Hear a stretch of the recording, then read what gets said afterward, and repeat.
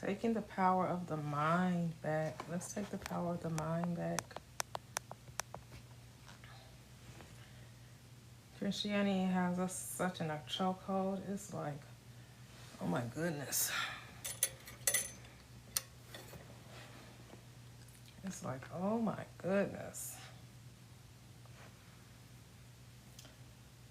I know the 66 books that we call the Bible was hijacked by Christianity.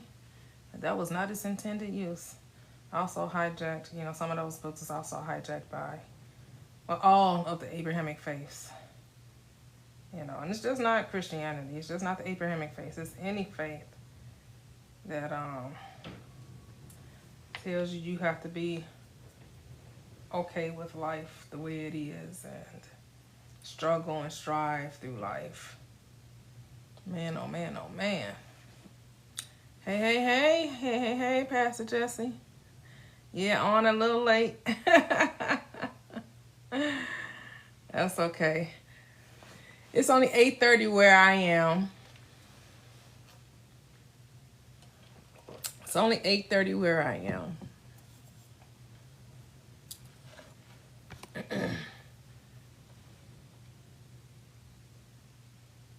Why would you want to come up? No room for debate here. We don't debate over here. We already know the spiel. Yeah, I know. You're ahead of me. Questions regarding what? You can type your questions in the chat.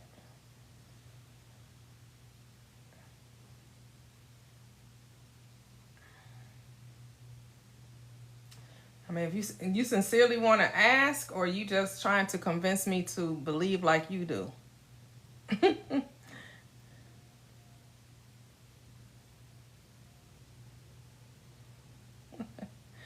Right. Well, I don't need to debate to deconstruct. I've already deconstructed. Hey, Teresa. Hey, Denise. Hello, everyone. Welcome. No, not asking anyone to debate me. Because if I could clearly say that. I could say, come up if you want to, if you have an opposing view. My screen doesn't say that. My screen does not say, let's discuss. I used to be a Christian, so I already know the spiel.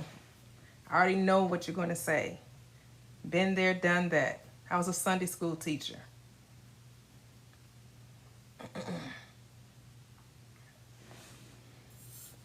No. But why don't you guys do what your Bible tells you to do? If nobody wants to receive your message, you're supposed to, keep it moving. Keep on moving. Don't stop like the hands of time.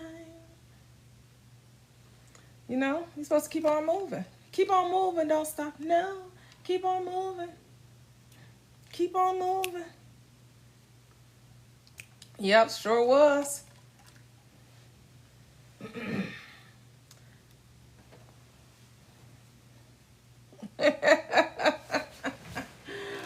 Right? Where does it say in your scripture that you're supposed to debate with people that don't agree with you? Because the scripture I read said if someone doesn't receive your message, you're supposed to shake the dust off your feet and keep it moving. If no one receives what you're saying, that means they don't have ears to hear. So I don't have ears to hear what you have to say. So there's nothing to talk about.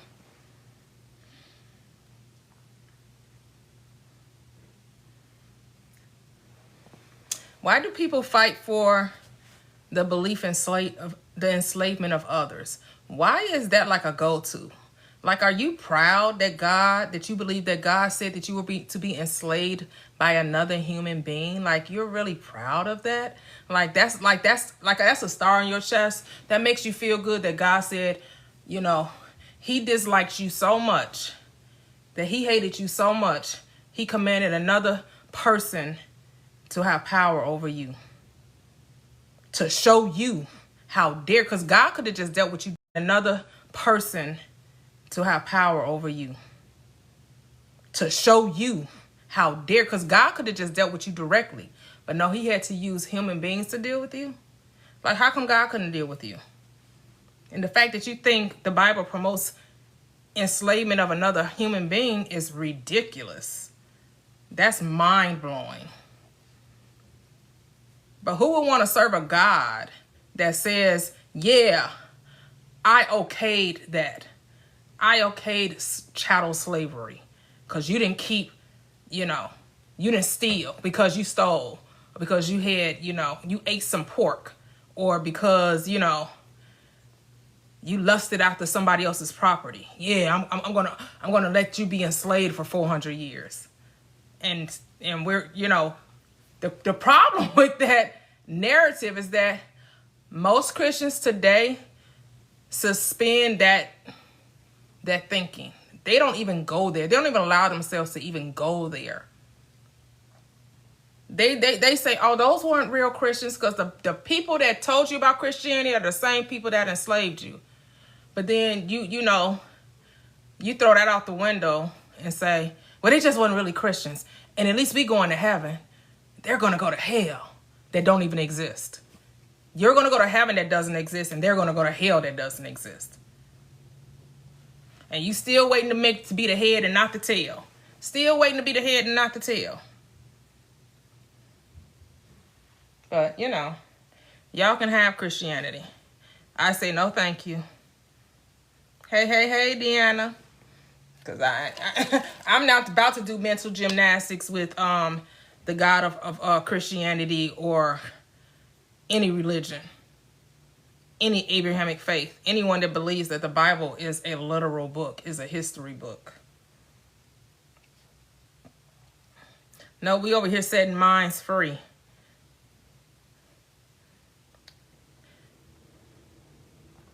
We're being loose from that mindset, no longer being bound, which is what religion means, to bind. It has people enslaved in their mind, makes them think it's okay to be enslaved by another person. Yeah, that's what Christianity teaches. No, thank you. And that fact that that is a selling point for some people that believe in the Bible as a history book. That's a selling point.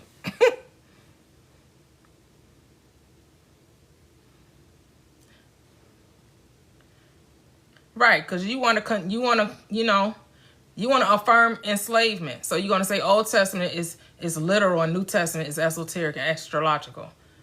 But the Old Testament, you okay with God telling having a chosen few and telling them to go and, kill other tribes because he's going to give them some land. Y'all love that. Y'all love that. Y'all love a vengeful and a God that's full of wrath because you take that stuff literal.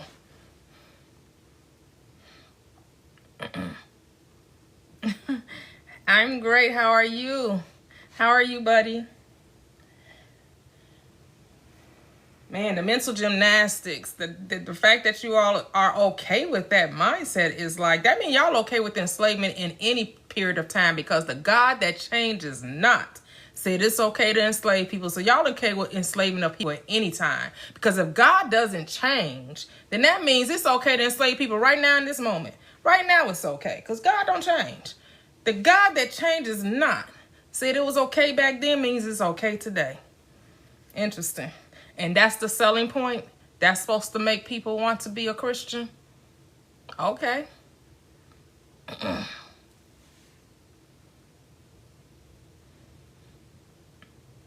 Yes. Hey, Aaron, that part. Release those beliefs that no longer serve you. So you've been saying this and people get mad? Yeah.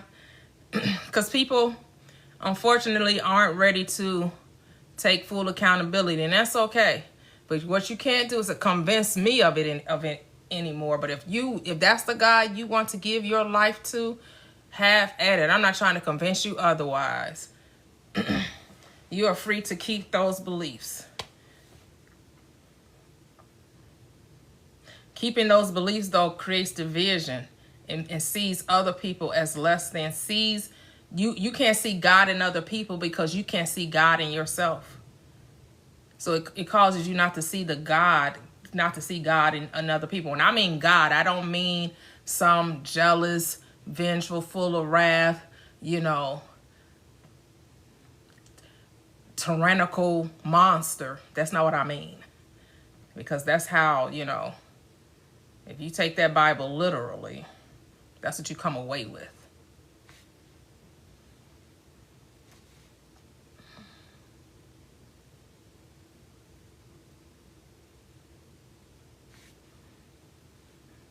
And that's the God you serve, Dave. You know this and you continue to still support this teaching. You accept Jesus Christ as your Lord and Savior, knowing that, slavery is still a thing. Interesting. Oh.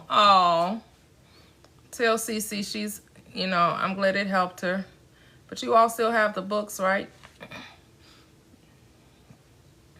It is a practice to remind yourself of that you're worthy,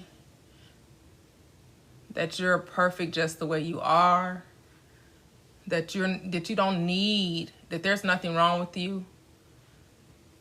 That is so important because the world will tell you you're not enough. The world will tell you that you are broken.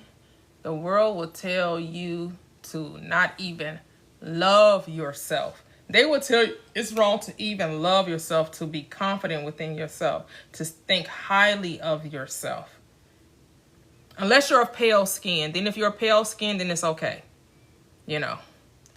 If you're pale skin, then you don't have a problem with being confident and conquering the world and doing whatever you want to do. It's when you're not, then you gotta kind of do some really, transformation of your mind to see the beauty in you when the world is going to tell you it's not there.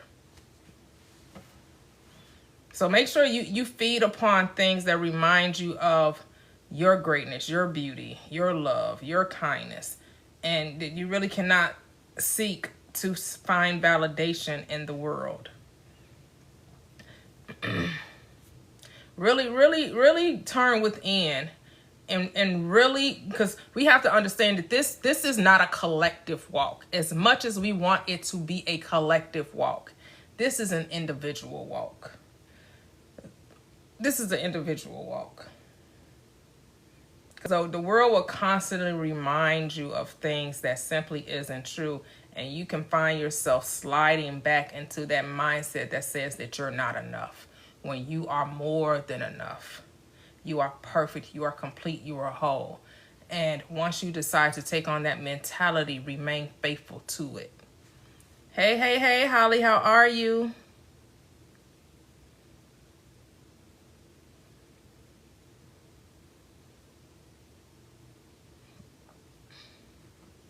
Okay, you don't believe in Jesus? Okay. But you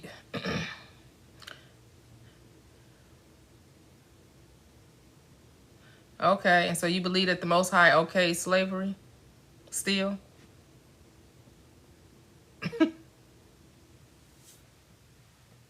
You still think the Most High is outside of you? You still think that the Most High has,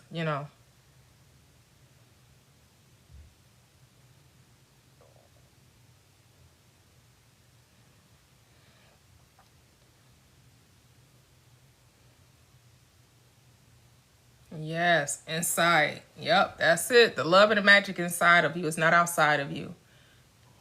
The Most High is within. The Most High is not without. You were created in an image and likeness.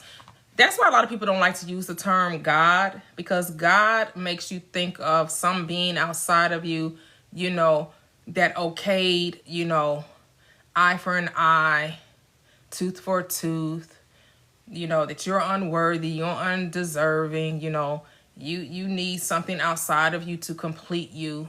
That's why people get away from that, even that term. and say the universe, source, the all, consciousness, right? Christ consciousness. People get away from that to even using the term God because of the difficulty of separating yourself from that mindset that puts God out there, up there, away from you, separate from you, in opposition to you.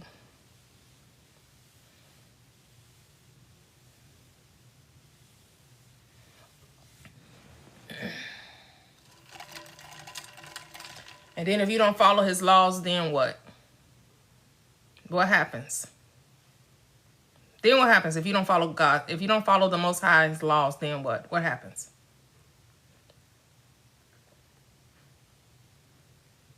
And he only judges some people and not others. He only judges some people and not others. He's not judging everybody. Because just about everybody breaks those commandments. It only seems like some people, get punished and others get off scot-free. So who is God determining whether he should punish or not punish? Who decides who gets to escape God's wrath and others who don't get to escape God's wrath? How God picking and choosing? He doing any, many, money, mo? He playing spin the bottle. If it land on you, then you get the punishment. If it don't land on you, you escape judgment. Like how is he deciding who's gonna get the wrath poured out?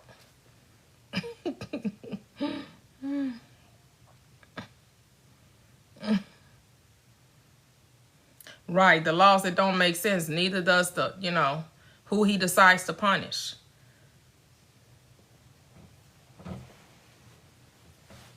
Because everybody is just about everybody broke a commandment. So, you're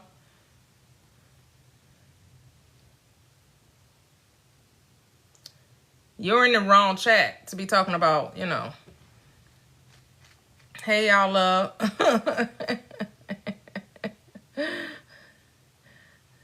Right. They say he playing freeze tag on just the people who think low. Right. See, that's what keeps us in bondage. That is what keeps us in bondage. Thinking from a religious mindset. That's going to keep you in that mindset that thinks that you shouldn't have a better life. That makes you fear trusting in you and loving you. You think that's wrong to put you first because that's what the world has told you. The world has convinced you that others should come before you.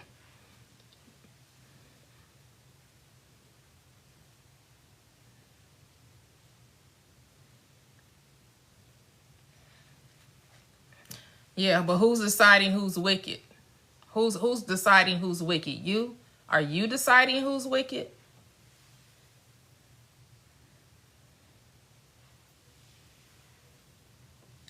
Who's deciding that? By whose standard are we deciding that someone is wicked or not? Whose standard?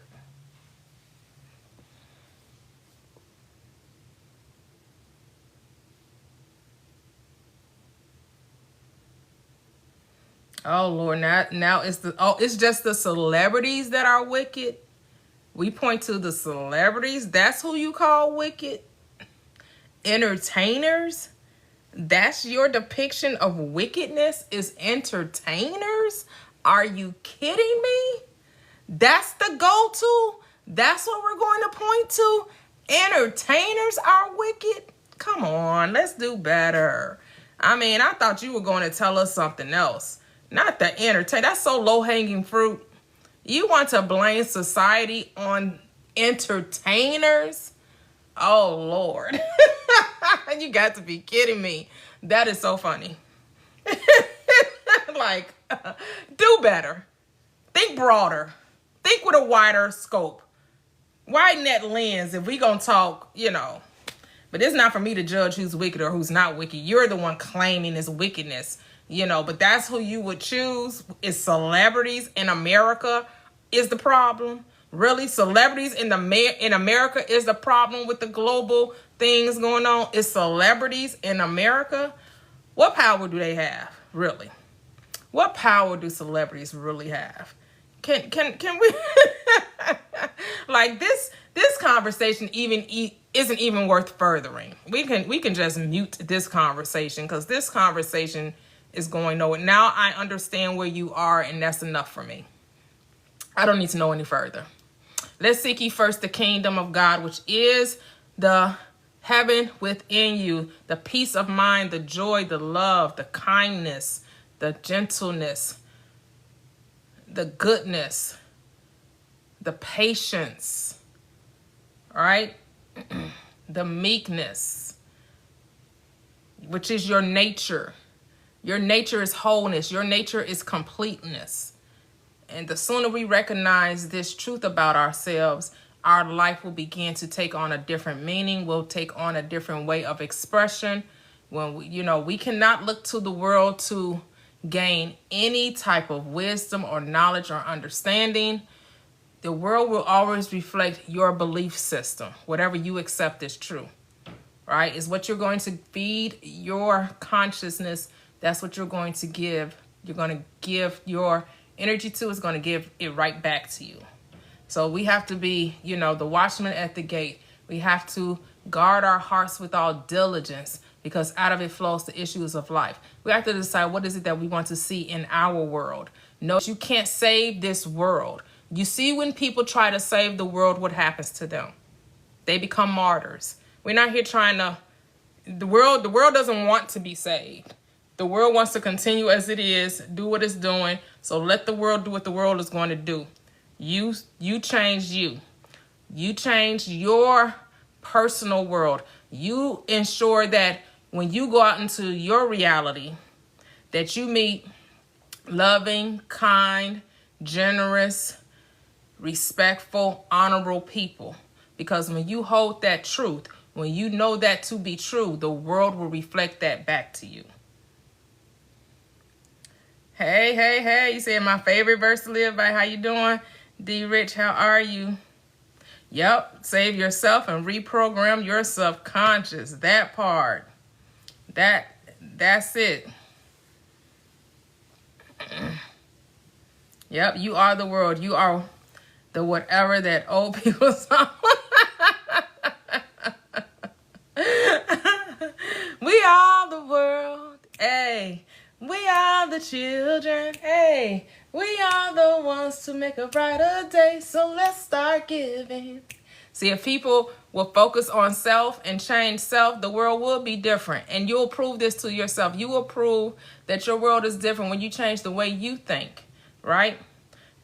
The problem with the reason why we have evil in the world is because man thinks evil. Man sets out to do evil. Man conspires to do evil. If man would choose to love, you wouldn't see evil. So you can prove this to yourself. You can prove that once you decide to love, you will see love. When you decide to be love, then love will find you. Love will show up for you. You will see love in your world. It's not about what other people are saying, because what other people think is none of your business. It's only what you think. What you think. When you decide to be love, you will see love.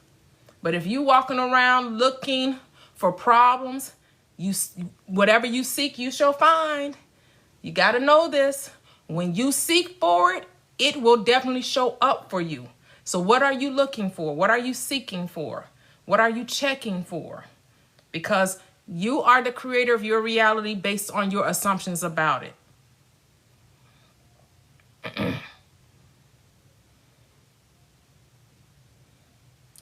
Absolutely. Absolutely. Because whatever, be not deceived. God is not mocked. Whatever a man sows, he shall also reap. If you sow love, you reap love. That's the law of mind. That's the law of the universe. The world is mental. You have to be that which you will want to see in this world.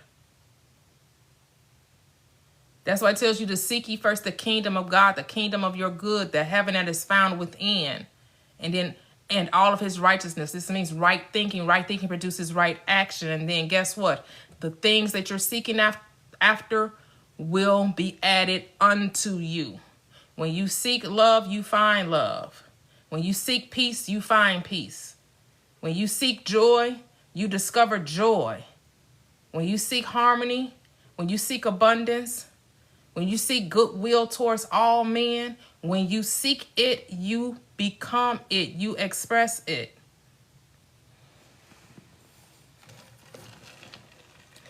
I believe as God, in order to know God, you got to be God. In order to know God, you must be God. Now are we the sons of God. Now are we. Not now is he. Now are we. We are all sons of the Most High. We are all sons of God. We are all expressions of all there is. We are all made in the image and likeness of God. We all are. Not one, all. There's only one body, one Lord, one faith, one baptism, and one Father of us all. Death and life are in the power of your tongue. You're speaking blessings or cursings over your life based on what you put out, based on what comes out of your mouth. Because it is by your words that you are justified, and it is by your words are you condemned. Stop condemning your life. Stop speaking cursings over your life. Learn to bless your life. I set before you good and evil, life and death. Choose life. The reason why it doesn't say choose good, because good and evil are a part of the tree of knowledge. Stop eating off the tree of knowledge and eat off the tree of life, where truth resides. And truth always dispels error. Always. Because it's the truth that makes you free. Always.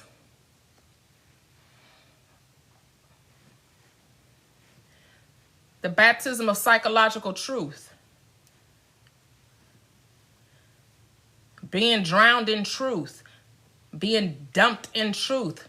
Being overcome with truth. That's the true baptism. Knowing this truth.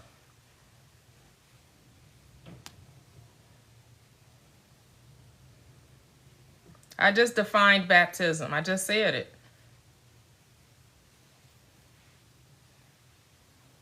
Said John baptized you with water, but I come to baptize you with fire. The baptism of water was bringing the truth to you. The baptism by fire consumes everything, will take everything unlike itself out of you. You will, when you're baptized with fire, that means you have a transformation of mind, and you no longer see yourself as less than. You start to see yourself in the truth, the whole truth, and nothing but the truth, which is you're already perfect. You're already holy. You're already complete. You're already abundant. You're already healthy, wealthy, and wise. You're not trying to become anything. It's about recognizing that you already are. That's the truth that sets man free.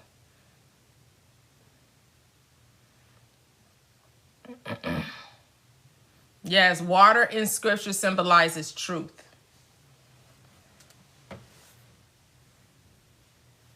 Fire in scripture symbolizes the spirit, the wholeness of spirit.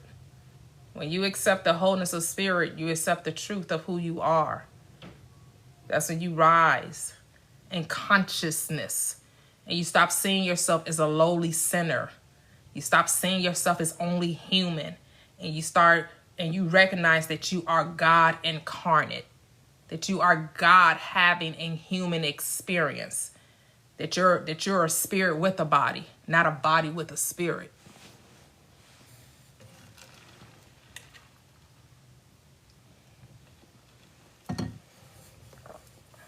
Who cares what other people say? What other people say is none of your business. Why do you care what other people say about you? You need validation from others? Why are you seeking validation from others? Who cares what the people will say? What do you say?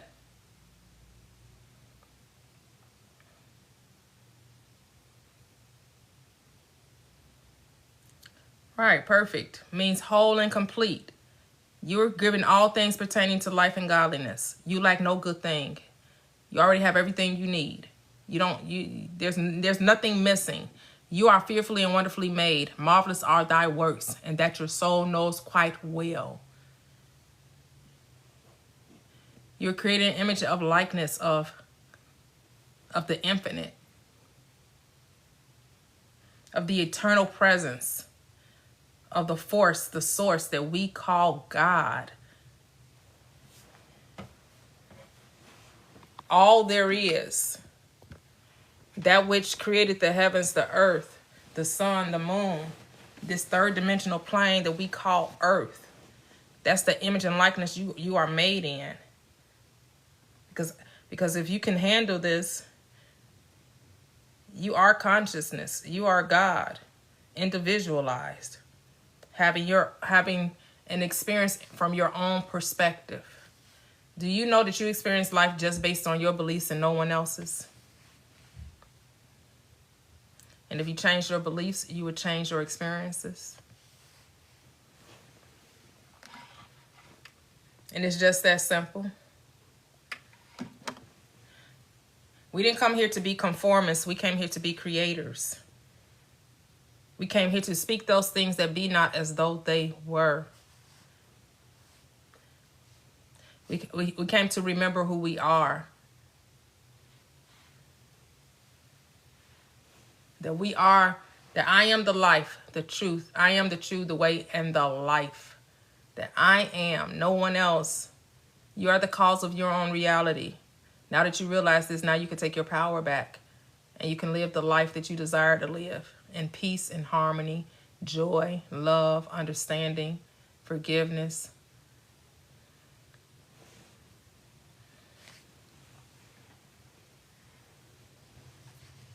Hey, Lisa.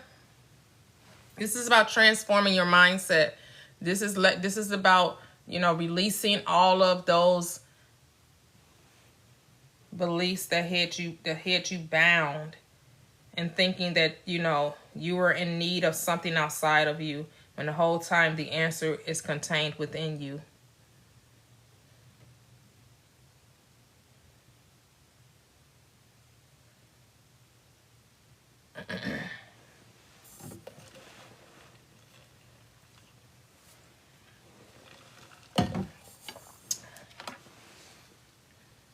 We're not blaming anyone. You're blaming people. You said God blames us for what we did. You said God blames us. You said God punishes us. Did you not say that?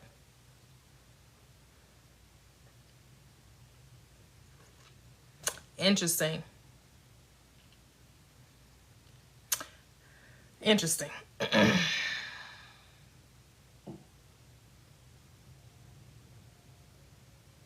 Because it is tasty.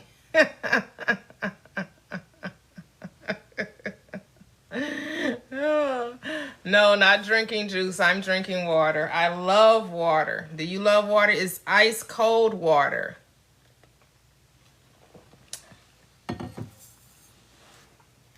I'm glad you know it's water.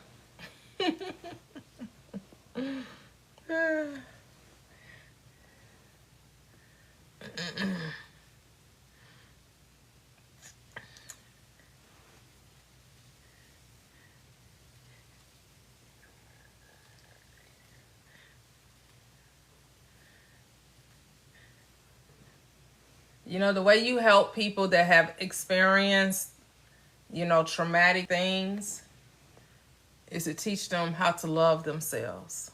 To remind them that they should not be defined by the experience. To take their power back. To take control of their life. Accept the accountability from now on. No looking back. No holding yourself prisoner to the past, to the experience. Forgiving yourself. A lot of people blame themselves for not knowing, for ignorance, for being in the place and predicament they were, for trusting their parents, for trusting their loved ones, for trusting the person that, did them harm, forgive yourself for that, because you had absolutely no idea what was going on at that time. You had absolutely no idea. So why would you beat yourself up for something that you were ignorant to?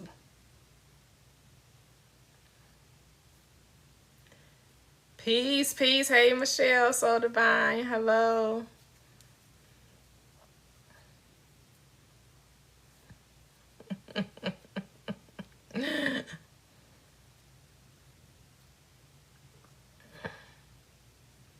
Who believes in the magical sky daddy? Is that question to me? Because, I most certainly do not believe in a sky daddy. I believe in the power within. There's no sky daddy. Ain't nobody coming to save you.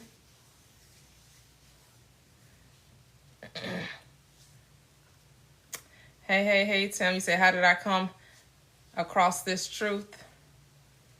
I first watched the video, Law of Attraction. Came across some teachers like Abraham Hicks, Neville Goddard, Dr.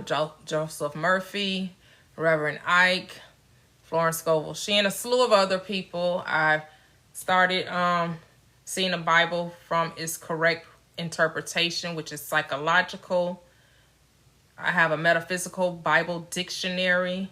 I also use a concordance.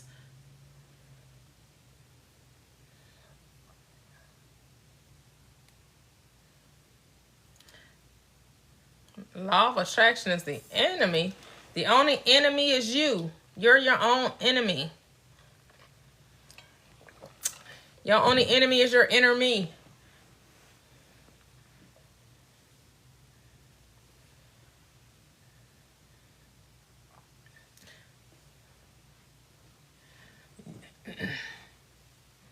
I am created all of this. I am the source, the energy, the cause, the consciousness, the all, the alpha and the omega. Like, why we acting like new? Why we acting brand new? You know your reasoning mind did not create the heavens. Neither did mine. The logical part of you can't create anything.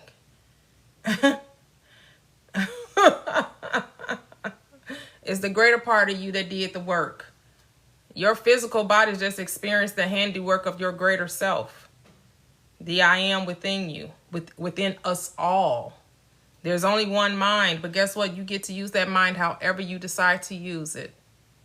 There's only one consciousness. Just like electricity, do you think it's 10 billion types of electricity, or do you understand there's only one type of electricity, and we use electricity to either light up the world or to kill a person, to electrocute or to light up the world? Same thing with the mind. You use that mind to build yourself up or to tear yourself down. Yes, the law of one. The law of one. Oh, you're good. You're good. Make it do what it do, buddy. Make it do what it do. The name of the concordance, I use My Sword. I also have a Strong's concordance as well. And I have a Metaphysical Bible Dictionary. That's the name of it. It's called Metaphysical Bible Dictionary. Hey, Jade. Because you just can't read the Bible. That's what people, lose their way just reading the Bible. The Bible has to be studied. The Bible has to be translated. The Bible needs to be seen as a book of parables and allegory and symbolism, and stop seeing the Bible as a history book. Those people did not exist in time and space. They only exist in your mind. They're states of consciousness. The New Testament is about the dual mindset. The Old Testament is about the dual mindset. The New Testament is about the awakened mind, the enlightened mind, the singleness of mind. If your eye be single, then your whole body shall be filled with light. That's what the New Testament is telling you. The Old Testament is that dual mindset that eats off the tree of knowledge of good and evil, that sees separateness, that thinks there's a source for good and a source for evil. Then you're the only source. Any evil happen is because of you. Any good happen is because of you. It's not anything outside of you.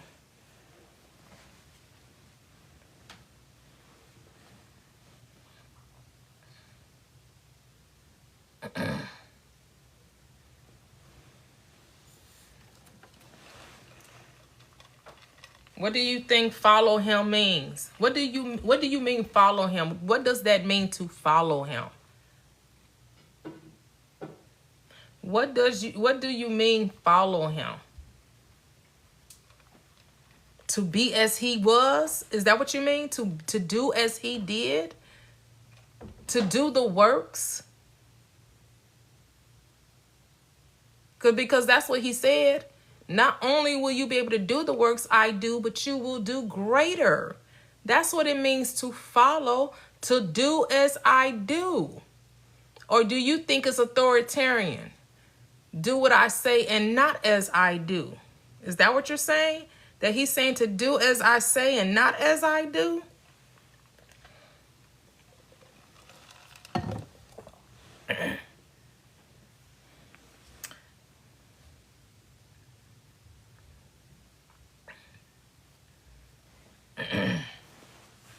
Yeah, you're too busy worried about the messenger instead of the message. Let go of the messenger and lay hold to the message. The message is love. Do you love? Are you loving? Or do you go around condemning people and pointing fingers and talking about what this one done did and what that one done did? What have you done? How are you making your life better? How are you making the world around you better? That's the question. What kind of thoughts do you think?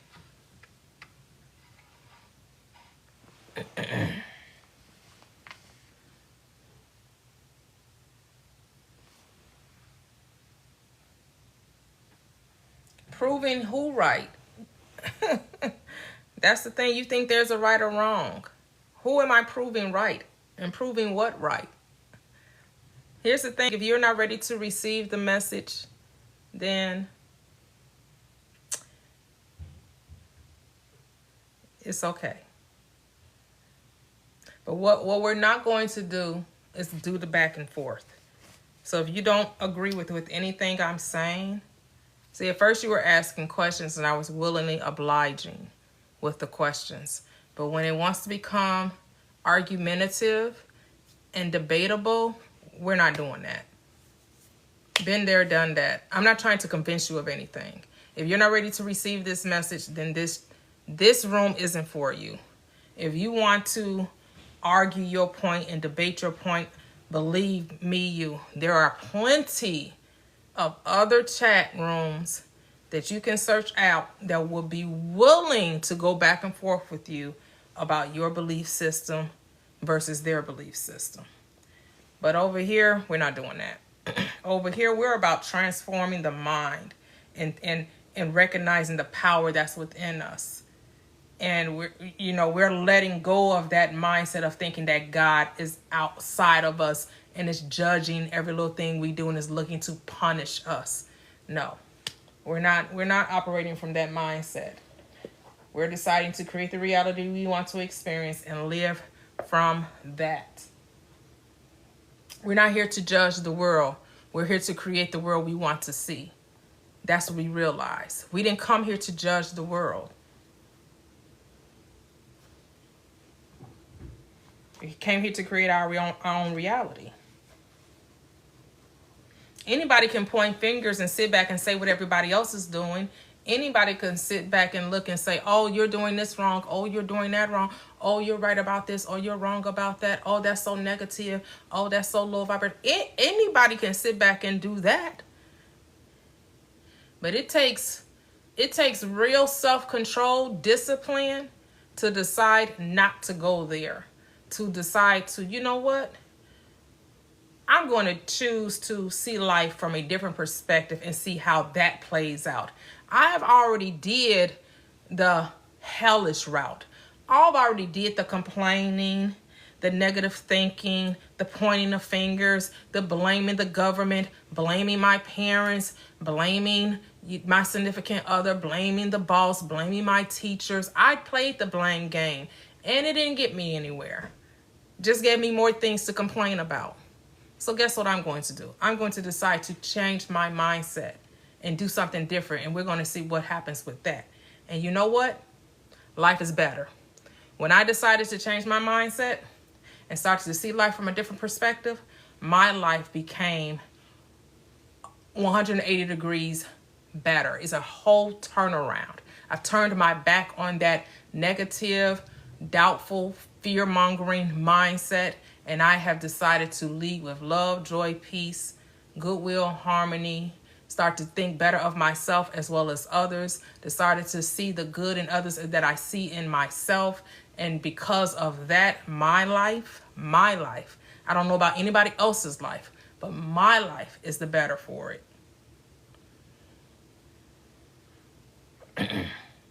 And so that's what you have to decide to do. You have to decide to prove that to yourself. Because someone telling you this isn't enough. You only can know this through experience. You have to test it. Don't take anyone's word for it. But you must be sincere. You must be sincere about wanting to be different, about wanting to see life from a different perspective. You must be sincere about that. You must be willing to take your power back, to no longer operate in fear and limitation and doubt, to actually want to seek first the kingdom of your good, which is only found within. That's the only way. That's the only place you're going to find heaven, from within. That's where you'll find your peace, your joy, your love, your success, your prosperity, your health, your wealth. It's only found from within. Yes, Caleb, continue to test always.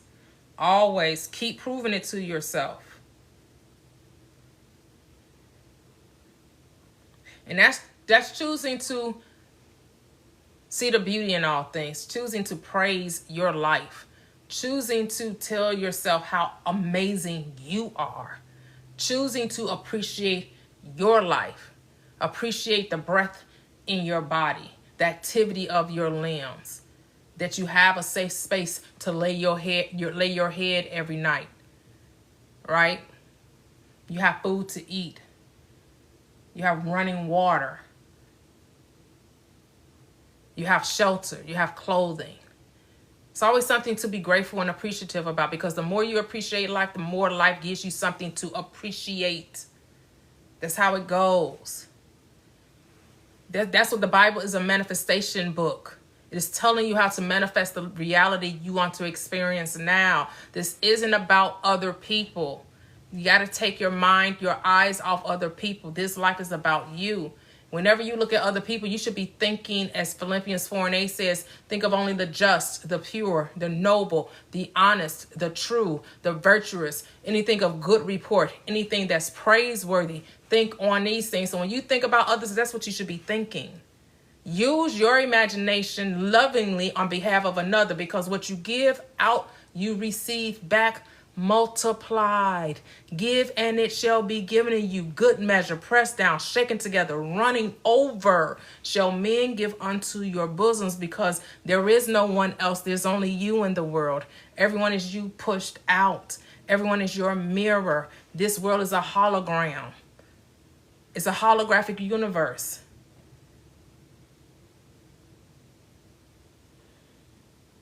It's as crazy as that sounds, but it's true.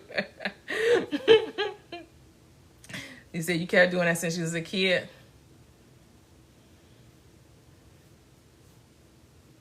Who do you care where it comes from? If you can't receive it from me, you don't have to stay here. That's the beauty of TikTok. You can just keep scrolling.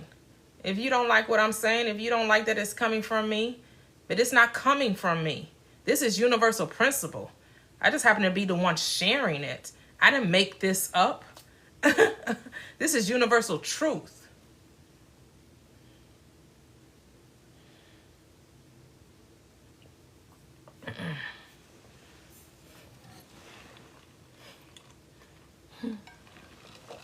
Say, why do some teachers don't agree with everyone is we pushed out? I don't know, because people don't like to see themselves in others. People think that others are separate from them. They don't know that they don't see people, they see their assumptions about the people. People think that they see people, but they really see their assumptions about people. They only see their own thoughts made manifest. That's what we see. We see our own thoughts made manifest.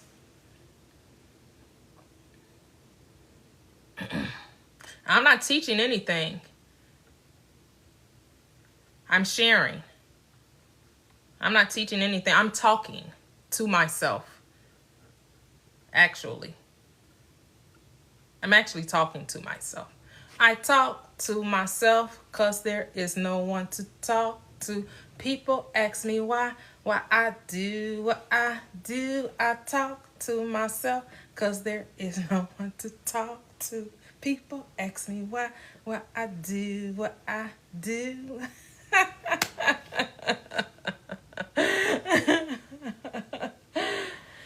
Yes. Well, you gave me an audience, so there you go. You gave me an audience. You're giving me an audience. Right? It's amazing. People come on TikTok and then ask you, why are you on TikTok? Like, say, what now? You're on TikTok expecting to see someone on TikTok and then question why are they on TikTok? Like, are you kidding me? Are you seriously asking that question? You have got to be kidding me. Like, why are you on TikTok if you weren't expecting, like, why did you join a live and not expect to see someone talking on their live? Like, make that make sense.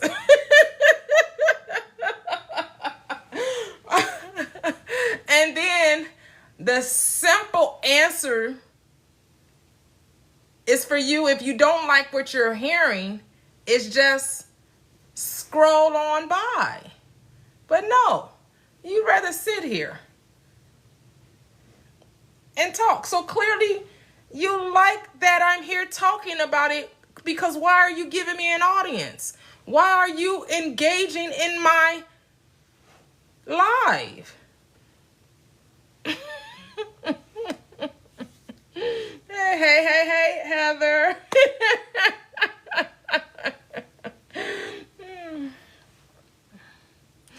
Oh, okay.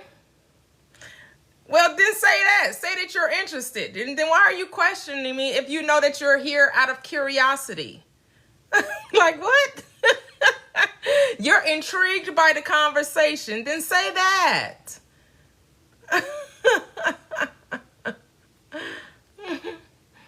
My intention is to share with others of like-mindedness, right? That's my intent. Is to share this message with others that think like me. That are, they don't agree totally with what I say, but for the most part, we have, a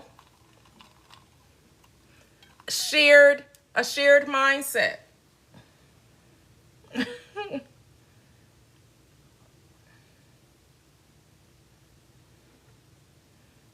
Right, I'm not here to convert. I can't convert anyone anyway, as much as I may try to, because if that was possible, if I could convert, if I could convince, boy, this world would definitely already be a better place.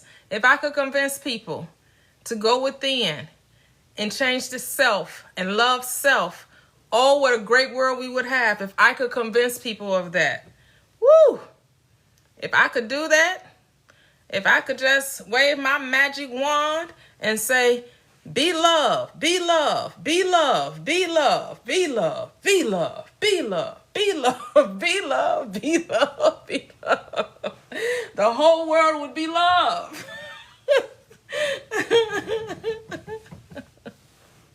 Right.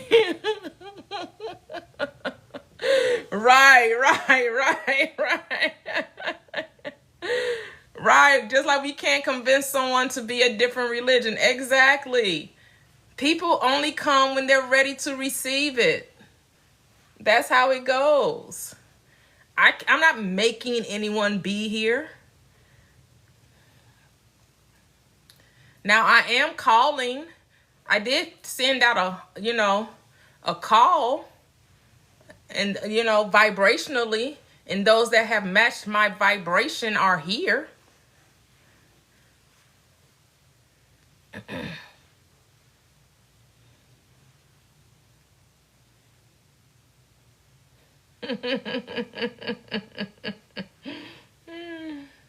It is. Right. Oh, love. What fun would that be if everyone thought the same? Right. Right. That's the beauty of this world, diversity. There's beauty in diversity, right? We didn't come here to be robots and automatons, right? We came here because of the diversity. We came here to see, how others would express their divinity. That's the whole purpose of this game called life. Life is a game. It's a song. Universe. One song. But different melodies, different beats, different drums, different instruments together, making one harmonious sound. Right. Life is a dream. He said, take me to your leader. Yes, hey, Keith, teacher will come when the student is ready. Right. And the thing is, your teacher is within. That's your teacher. I can't teach you anything. I'm just your reflection. That's it. Your teacher is within you. Your teacher is your internal guidance system, leading you and directing you in the way that you shall go.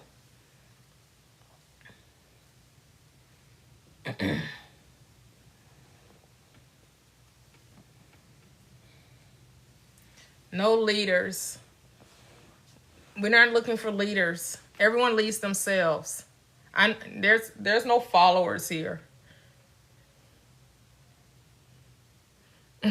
You said that, Caleb.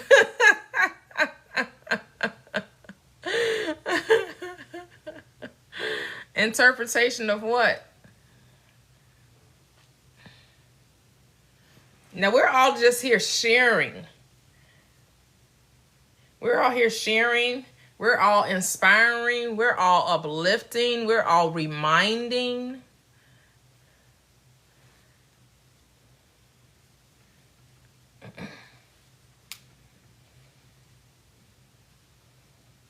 No, we're here to be examples for one another. Be an example. That's it.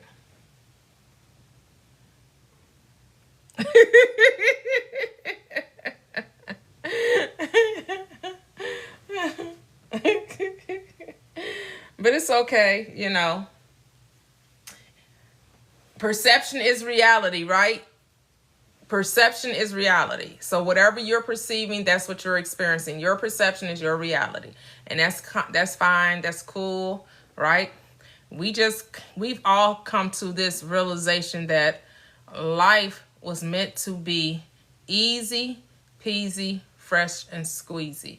Light and easy. And we're all coming to that realization about how can I make my life as easy as possible? What must I do for my life to be easy as possible? And it's learning how to float downstream, to stop going against the current. And going against the current is going against your true nature. And your true nature is pure positive energy, right? Your true nature is the fruit of the spirit. That's love, that's peace, right? That's joy, that's kindness, right? That's goodness, that's patience or perseverance, right? That's meekness or humility or discipline, all these things, that's who you are. That's your nature. Whenever you go against that nature, that's you acting as the Antichrist.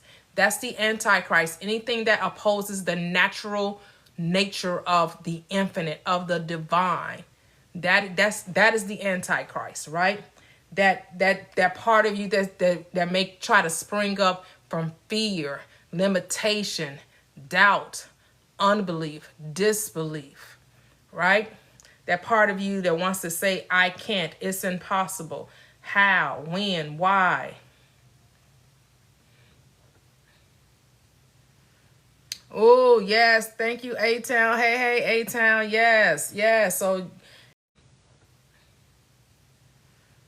oh, yes. Thank you, A-Town. Hey, A-Town. Yes, yes. So, all of you interested in the book club will be starting next month. Go to the Facebook group, Prosperous Living with Toyia, and put your book suggestion in, and also vote on the book. Vote on the book. We'll have a small discussion on Friday at 5 o'clock to see what the book will be and what day and time we will start. I'm thinking Sundays. Sundays, I think, will be a great day to do the book club. It won't be this Sunday, though. It'll be the following Sunday. The second Sunday in May. Not this Sunday. But for those of you that are interested in the book club, we have some really good books in the poll. And if you have a book that you think will be great for the book club, put your suggestion in and we'll vote. We will vote.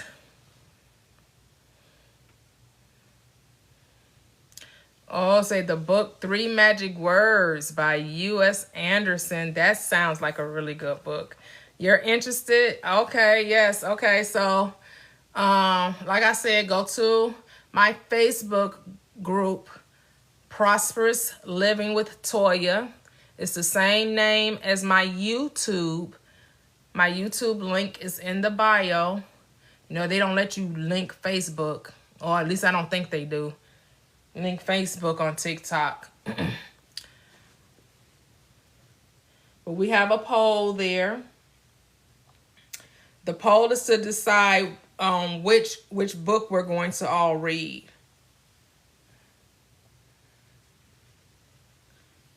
The poll is so we can vote on the book that we all want to discuss. A-Town did a poll already that's in there. Let me put up my my Facebook group so I can name some of the books that we already have listed that's part of the poll. Because the last book club was awesome. We did Neville Goddard's 5 lessons. So we have The Power of the Subconscious Mind, Your Infinite Power to Be Rich, Busting Loose from the Money Game, Don't Believe Everything You Think, and The 4 Agreements. Again, so far we have 6 votes. Right now in the lead is The Power of the Subconscious Mind. We also have Your Infinite Power to Be Rich is another book. No votes on that one yet. Busting Loose from the Money Game, that has 2 votes. Don't Believe Everything You Think, that has no votes. And The 4 Agreements, that has 1 vote. So we have 6 votes, 3, 2, and 1. 2 have no votes and 3 of them have.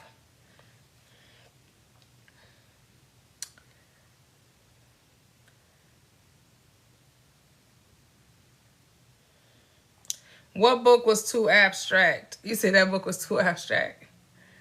He said, oh, but that's okay. The book club will be on TikTok. We're just using Facebook to do the poll, but the book club meeting will be here on TikTok on Sundays. Oh, The Power of the Subconscious Mind. You said that was. Oh my goodness, what's an audio book on YouTube? 10 hours. Which Oh, thank you, Michelle. I appreciate that.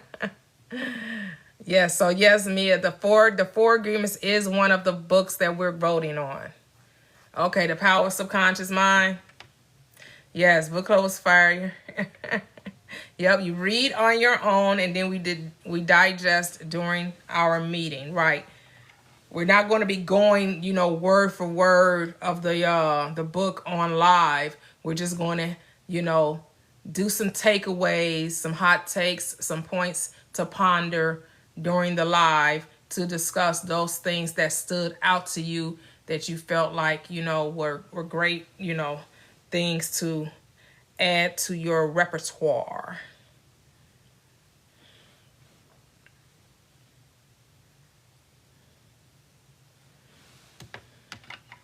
Yes, yes, yes. So go over and go to Facebook, put your vote in. Right now, the power of the subconscious mind is leading in the votes. So put your vote in. I haven't voted yet. Oh, no, the live isn't ending. I was just referencing the Facebook group because A-Town came in, reminded me.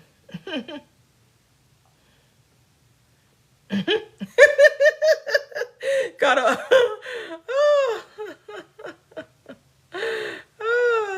not a devil emoji.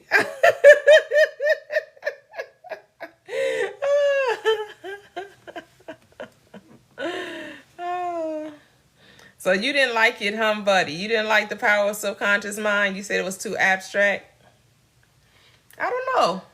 I liked it. Maybe I'm an abstract thinker. I don't know. But I like Busting Loose from the Money Game. That's a good book too. So I'm in between Your Infinite Power to Be Rich and Busting Loose from the Money Game. I mean, I have no problem with the power of subconscious mind. I've read that a couple of times. So it has been a while since I've read that book. But all of those books are great. I haven't read two of these books, I believe. I've never read The Four Agreements and Don't Believe Everything You Think. I never even heard of that book. Don't Believe Everything You Think. So I've never read that book, and I've never read The Four Agreements. Say,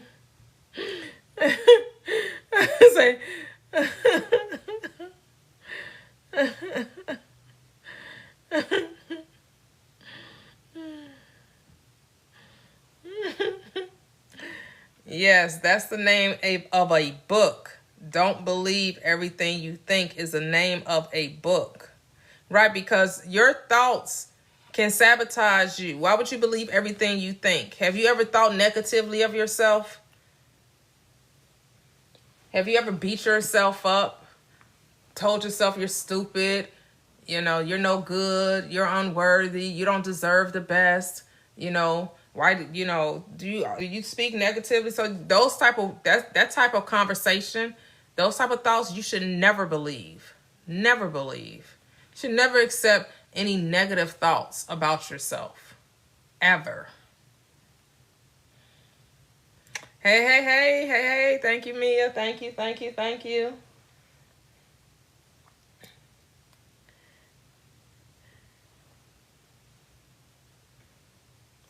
Changing self-concept is so key. And that's the seek ye first the kingdom of God. The kingdom of your good, right? You are ambassadors for Christ.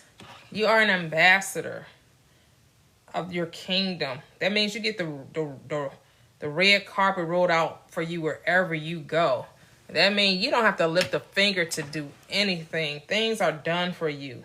Things are done for you in such a most wonderful, amazing way when you allow them to be. That's floating downstream. When you fight against yourself, when you struggle against yourself, and you talk about, life is hard, life is difficult, life is a grind, trying to chase after things, like chase after relationships, chase after the money. When you find yourself struggling, that means as Abraham Hicks would say, right? You're swimming against the current. You want to turn that boat around and float. Just let go of the paddle. You don't even have to try to steer the paddle. Let go of the paddle and just float downstream. You have to learn how to trust life. Life only means you good, but you have to accept that truth. You have to believe and know that life is only onward and upward. It only looks to help you and direct you and take you down the path of righteousness for his name's sake, because that's the nature of the infinite, of the divine, to steer and guide you in the way in which you should go. But you have to learn how to trust that.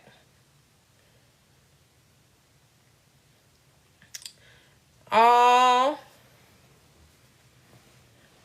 has she gotten better, buddy?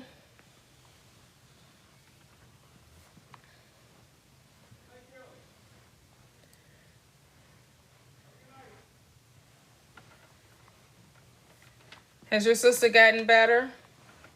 Is all well? Is right now she's like being rehabilitated? Okay. Does she have to do some rehabilitation? That's good to hear. But we know all is well.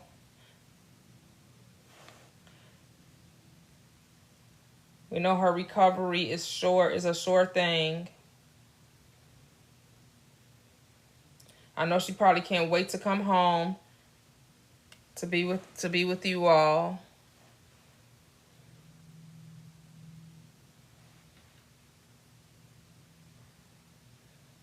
Okay.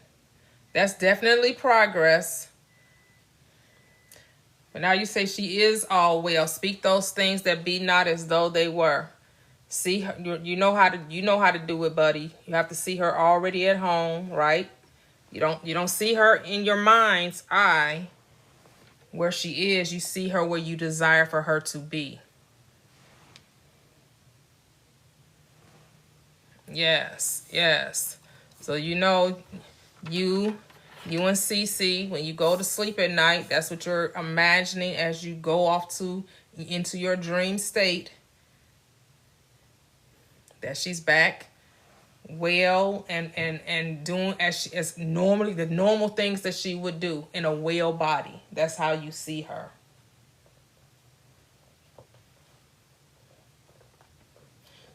See, when we're manifesting healing for a person, we don't talk about the symptoms, we talk about the solution, right?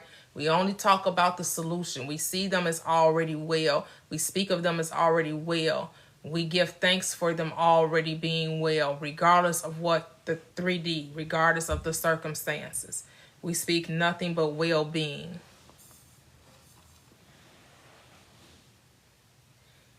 Yes.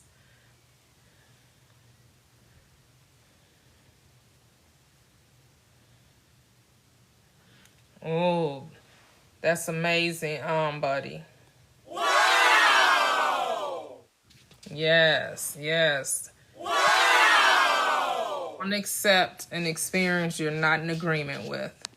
Do not accept an experience you're not in agreement with. Oh, okay, okay. Thank you so much for the update, buddy. Thank you so much. Like I said, we definitely, whatever we ask for, it is always given. You just have to remain faithful to it. Remain faithful to the reality we desire to experience.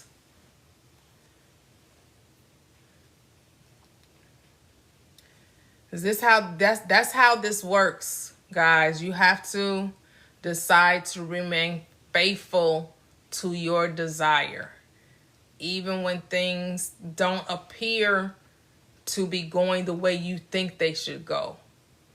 Things don't always happen in the way you think, right? Because our limited thinking, our limited point of view, our reasoning mind could never see the whole picture, right? But your higher consciousness, The God within, the source that knows all, has what? Can see the end before the beginning. Because the end and the beginning are both the same to consciousness. You see the beginning and the end, and you let consciousness fill in the details.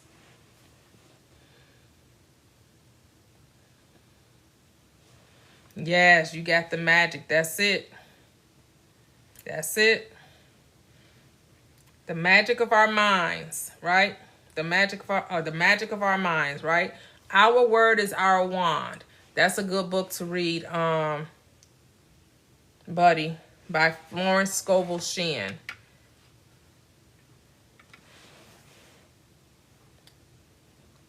That's the name of it, right? The word is Florence. Yes. Hey, I am Star Quality.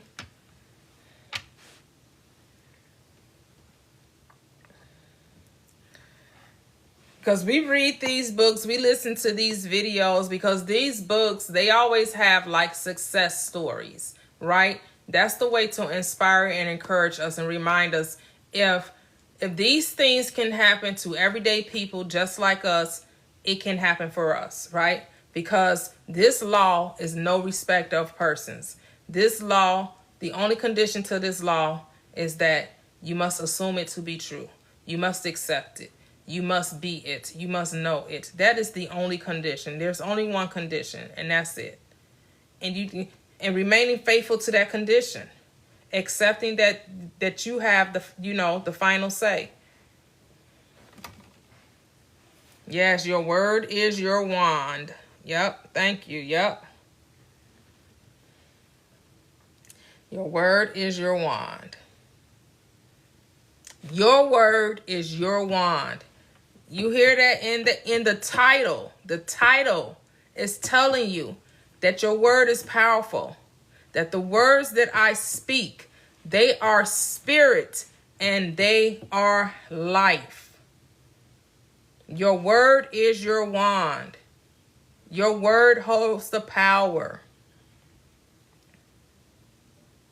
Your word shall not return unto you void, right? So pay attention to your words. My word shall not return. Right? So shall my word be that goes forth out of my mouth. It will not return unto me void, but it will accomplish that which I please, and it will prosper in the thing where I have sent it. Even if that's all you said, if that we talk about affirmations and and making sure that our meditation and our prayer, this should be your meditation, prayer, and affirmation right here. If you're looking for an affirmation, you're looking for a prayer, you're looking for a meditation, this is what you go to bed at night saying. This is what you have on your nightstand. So shall my word be that goes forth out of my mouth. And this is Isaiah 55:11. It will not return to me void, and it will accomplish that which I please, and it will prosper in the thing whereto I have sent it.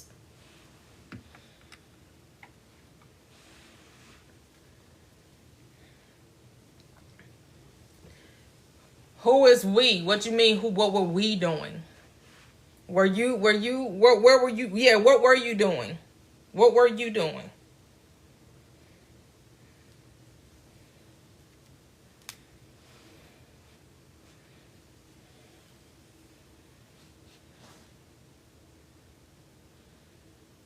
It said, someone told me they needed a vision to help them. My take is, if you think you need a vision, then that's the law you're creating for yourself, and so you'll always need a vision, which is nothing wrong with it. If that's what they need, if that's how they feel is necessary for them to manifest, then that's the law they will have to live by. A vision board, right. Right. Yes, a lot of people feel they need a vision board. People need something physical to see, which is okay. Some people use crystals. Some people use, all kinds of things, all kinds of tools. Just know that those props hold no power, that you are the power. But those tools are just like what Buddy would call permission slips. People feel like they have to work for their desire because we've been so programmed that we don't get something for nothing. We've been so programmed to make it feel like we have to do something. Like if we don't do something, like people take, they love saying, oh, I did this for, I grinded for this. I worked hard for this. This didn't come without, sweat, blood, and tears. We love the struggle Olympics. We love getting an award for saying who struggled the most to get their desire. And so that still spills over into the spiritual community, that desire to be validated and not accepting that the moment you asked for it, it was given to you. All you had to do was ask, and that was it. That was sufficient. But people don't think that's enough. People are like, that's too simple. I need to complicate it. So, yeah, I'm going to need to do more than that, because when has speaking about it ever worked? You know what? When the unwanted came, did you have to do a vision board to bring that to pass? Every time the thing you wanted to came about, did you have to make a vision board to make that happen? No. Your talking about it made it come to pass. But when it comes to the things that you want to experience, you feel like you got to put some extra effort to it. You got to think, you got to make it happen. You don't make anything happen. The unwanted happens all by itself. So does the wanted. The wanted happens all by itself too. But we don't believe that. We don't accept that. We think, we got to do some extra stuff for it. Right. It can all be so simple, baby, baby, baby. But you'd rather make it hard. Loving you is like a battle. And we both end up with scars. Stop making life a battlefield in your mind. Your mind is a beautiful garden. Just plant the seeds and let them grow. But you want to fight. I want to fight for my right to party. You got to fight for your right. You don't have to fight. Stop struggling. Neither struggling for someone else. This life is really about a surrender. But remember, there's no right or wrong, right? If you feel like you have to take these extra steps, hey, do what's necessary for you to manifest your desire, right? As we were saying yesterday, some people think all you got to do is talk about it. Other people say all you got to do is feel it. All you got to do is emotionalize it. And then somebody will say, it actually takes both. You be the judge. Can you speak it and that makes it so? Can you feel it and that makes it so? Or do you speak it and feel it? You decide what works for you. Because what works for you and nobody else, because it doesn't matter what anyone else says. It only matters what you say. Oh, good night, my aunt. Good night. Thank you. Yes, love is easy, sweet, and fun. Fall in love with you. Fall in love with you. Fall in love with you. Fall in love with you. And they will too. You made me think of that. You made me think of that, buddy. I remember when I made that song up. Fall in love with you. Fall in love with you. Fall in love with you, and they will too. Say, I do both because it's fun. There you go. There you go. Right.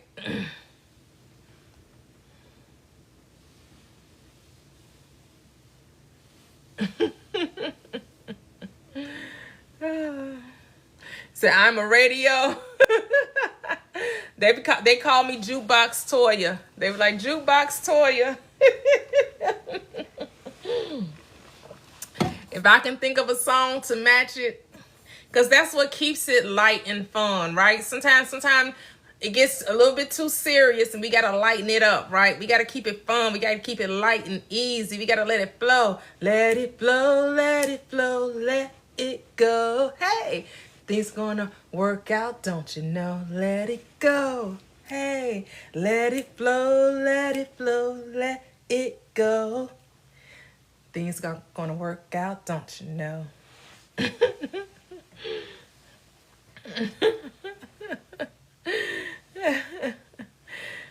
Can you please what? Can you please what? Yeah, it does help remember too.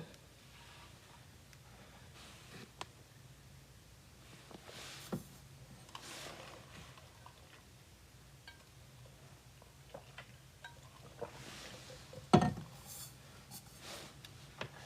I don't remember no password.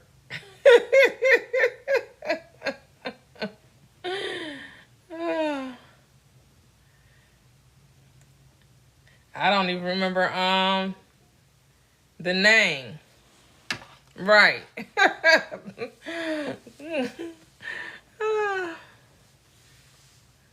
You just have to go in and reset it. Go and reset, say forgot password. And go reset it. Yeah, we gotta make this manifesting stuff fun, light and easy. No more struggle, right? You have to find a way to be kind to yourself, to be easy with yourself, as Abraham Hicks would say, right? Learn to be easy with yourself. Learn to focus more on the things you want to see, especially what's going on is not what you want to see. So you have to be like, have blinders on when it comes to the circumstances, right? And you got to be able to see through the circumstances and just say what you want life to be. So a lot of times, a way to get your mind off the circumstances, go for a walk, go bike riding, take a drive, go out to eat, talk to your friend. And don't when you talk to your friend or your family, don't be complaining. Don't be bringing up stuff that's not edifying or elevating. Do a crossword puzzle. I don't know, do Sudoku. Go watch a movie. Do something other than complain about what's happening in your circumstances. Do something other than talking about, I have to ignore the 3D. I have to ignore the 3D. I have to ignore No! Because the reason why you're talking about ignoring the 3D is the reason why you can't ignore the 3D. That's exactly why you can't ignore it, because you're talking about ignoring it. The very thing you're resisting is persisting. The thing you resist persists. Do you not know that? The thing that you resist persists. So you have to learn how to let it go. No resisting. No resisting.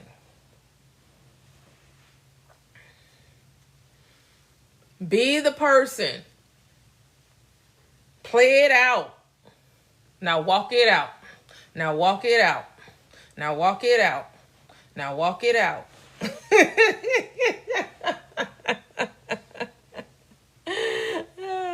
Yes, change the power. Yes. Now walk it out.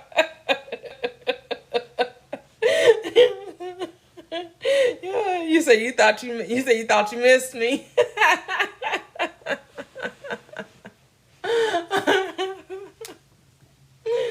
Yes. Yes. You got to do a power up, You really got to have like that childlike mindset, right? The child is just so much more playful and so much more energetic, and they don't hold on to stuff, like we do. They may have some little disagreement, and then next thing 10 minutes later, they forget all about the little argument or disagreement they had, and they on to the next thing.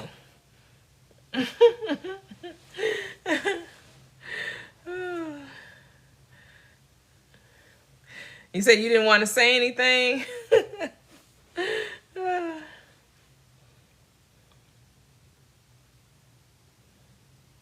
Yes, buddy. Right. Doesn't know, no, and lighthearted. Right. Exactly. Take a seat, sir. That's it. That's it. That's it.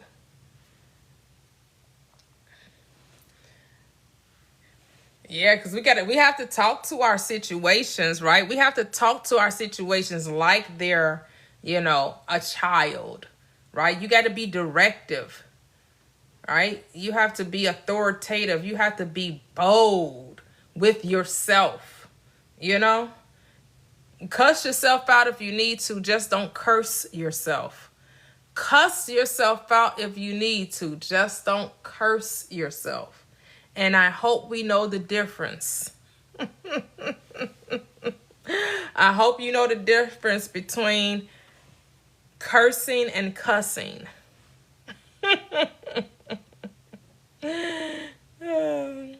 Right. Check yourself before you wreck yourself.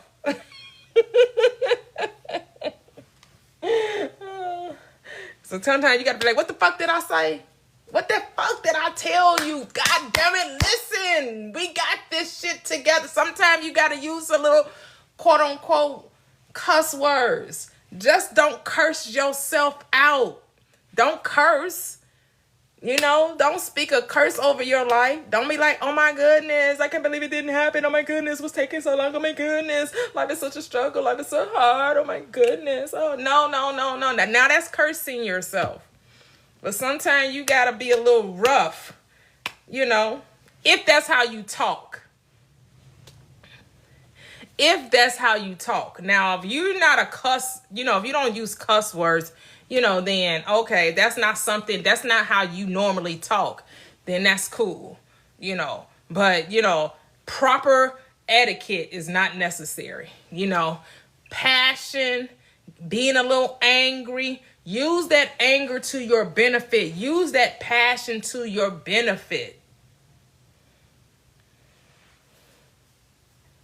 Right, now see, yeah, that's cursing yourself. No, we're not doing that.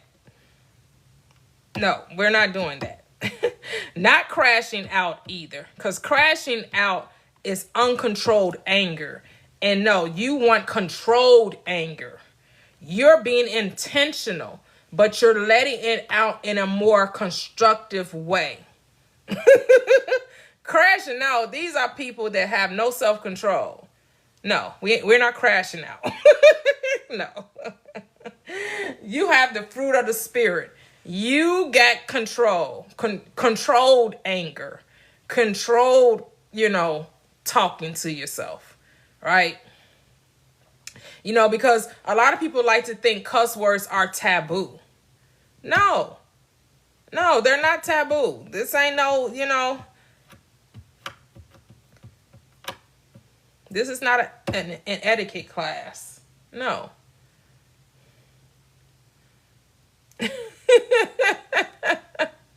Say, not crashing these vehicles. Oh my goodness. The crash out, that's a Gen Z type thing. I'm like, where did this terminology come from? Crashing out. The first time I heard that, I'm like, what the heck are y'all talking about? I had no idea what they were saying when I was hearing my kids talk about people crashing. I'm like, crashing? What are you talking about? Crashing out?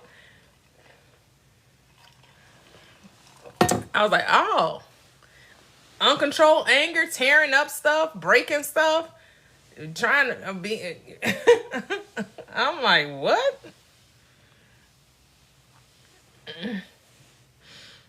Yes, it is. I'm just like, just coming up all types of stuff. I'm like, yeah, no. No crash outs, y'all. No crash outs. No. We're not doing that. You gotta have self-control. Don't let your emotions get the best of you. Learn how to tell yourself how to feel and tell your thoughts what to think. Tell your feelings how to feel and with your thoughts what to think. You are the operating power. You get to say what's what. You get to command me now this day. Say what you want. Say what you mean and mean what you say. Say what you mean and mean what you say. Know what you want and expect it. And then, when you try to get out of pocket with yourself, sometimes you got to put yourself back in place. Sometimes you got to be firm with yourself. Sometimes you have to be like, what the fuck? What the fuck? What the fuck are you doing? Like, what the fuck? Like, sometimes you got to talk to yourself like that. Like, cool, just chill out. Chill the fuck out. It's okay. Like, you right, it's okay. Yeah, you right, you're right. I don't even know why I was tripping. Exactly. Son, you have to talk to yourself. Talk to yourself. Yeah. Say, you cool? Are you cool? Are you cool? You cool? You cool? You cool? Are you cool? Yeah, I'm cool. Sometimes you gotta get it out. Sometimes you gotta get that frustration out, but do it in a way that benefits you, right? Sometimes you want to be, sometimes you want to scream. Sometimes you want to yell, right? Do it. It's happening. I said, it's already done. It's already done. It's okay. Sometimes you got to do that. Sometimes you got to let that frustration out. Pent up aggression. It's okay. Let it out. Right? Nobody's judging you but you anyway. Say it's different when you do that in the mirror. Okay, our love. Say you do it all the time, Michelle. Right. Because sometimes we be trying to be too cool, calm, cool, and collective, and we think, there's a right and a wrong way. The only wrong way is to think that it's impossible. That's the error, right? To start getting down on yourself, beating yourself up, getting mad because you fell off the horse. No, everybody falls. Pick yourself up, right? Pick yourself. How that song go? If at first you don't succeed, hey, dust yourself off and try again. Dust yourself off and try again. Try again. Whew. At first you don't succeed, hey, dust yourself off and try again. Right? Oh. All right, that's what's up. Let's go. Wow! Taquisha. Wow! Yes. Ding, ding, ding, ding. Wow! Yes, it plays right in your hands. That's what I'm talking about. Yes. And we're free over here, so we don't have to worry about what emotions. Right. Say, once again, I'm reading your mind.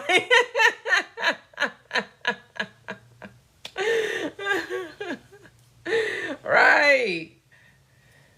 We got to learn how not to be so judgmental, right? Like, have fun.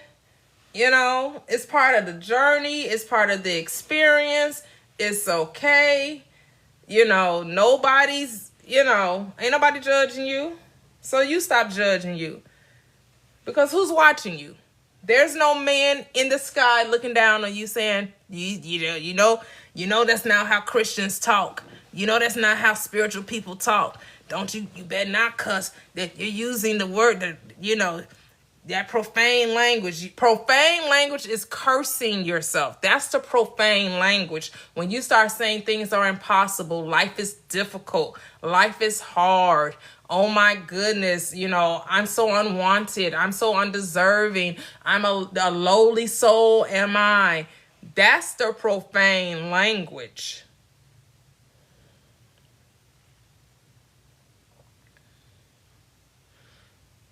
Okay, so I don't know who Jaheim is. Sorry, Michelle. No, I'm not familiar with that. Hey, Elizabeth. Hey.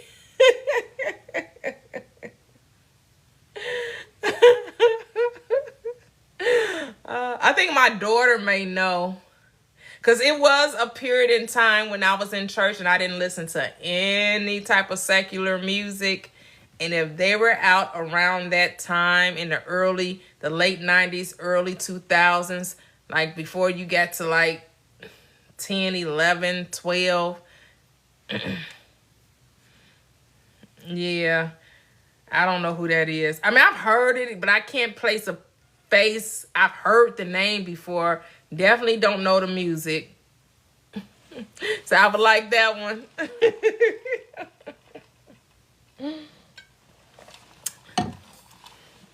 Okay.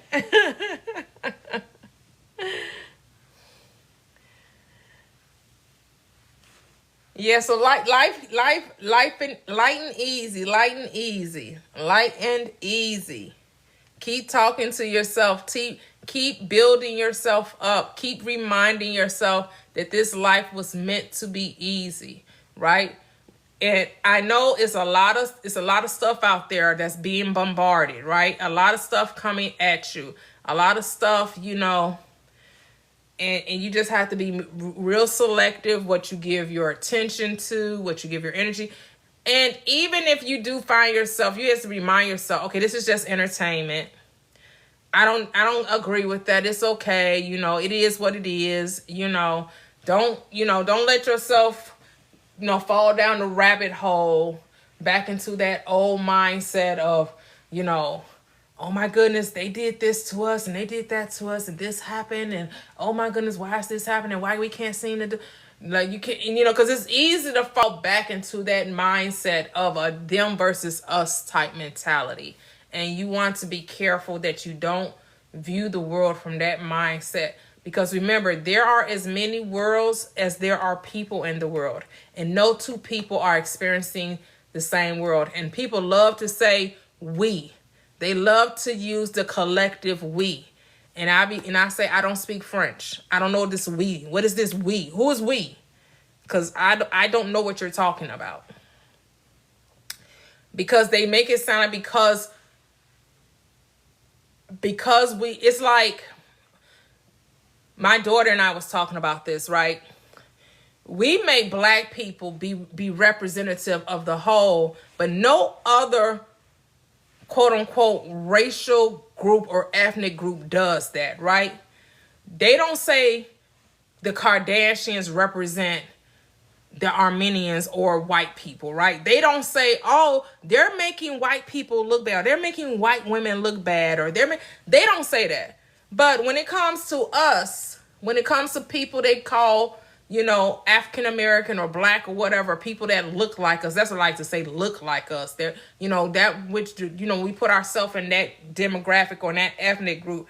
They like to say, well, that person is representing the whole. Hold up. We are not a monolith. One person does not represent a whole group of people that happen to share the same skin tone. Hold that down. But nobody else does that. They don't say Jennifer Lopez represents all of, is representative of the, Latino race as a collective. But for some reason we like to say this is representative of the part is representative of the whole. Right. The generalization is like, yes, the victim mentality. Oh, you're so welcome, Taquasia. You're so welcome. And so you have to be careful that you don't fall into that mindset, that you understand that, this life is really not as serious and as real as people will have you to believe. And it's so easy to fall into that mindset. I went to go see that movie Sinners, and oh my goodness, I watched one video. You know how you watch one video on TikTok, they just keep feeding you. I've heard so many, and it's cool because I wanted to hear some of the perspective because I really didn't resonate with the movie. But I wanted to see what other people, because so many people kept saying, oh, so good, it's so good, it's so good. Now, the acting was good. Like, Michael B. Jordan, he did the doggone thing, right? He did the doggone thing. I was looking forward to more be like a metaphysical type metaphysical type movie. You know, like when we talk about, you know, watch Inception, watch Interstellar, watch Limitless, watch Lucy. I was thinking it was going to be that type of movie. No, I had no idea it was more centered around Christianity. I was like, okay, I could have like passed on that had I known that's what the movie. And yes, a lot of symbolism in it, you know, and yes, you can glean out of it the metaphysical portions of it, but on the surface, in a quote unquote literal sense, it is a Christian based movie, and it has some spiritual aspects to it, you know, because it mentions the hoodoo practice, but for the most part, it's about power outside of you and somebody else having the ability to control the narrative.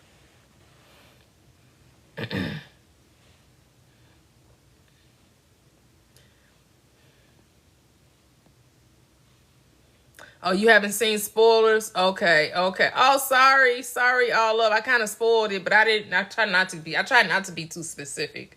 I didn't really give you no specifics about it. I kind of gave you a generality about it. But go see it for yourself.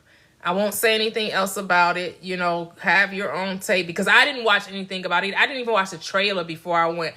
I just went specifically off people were saying it was good, and it was supposed to be like a lot of symbolism spiritually. So I kind of went off of that and went to go see it.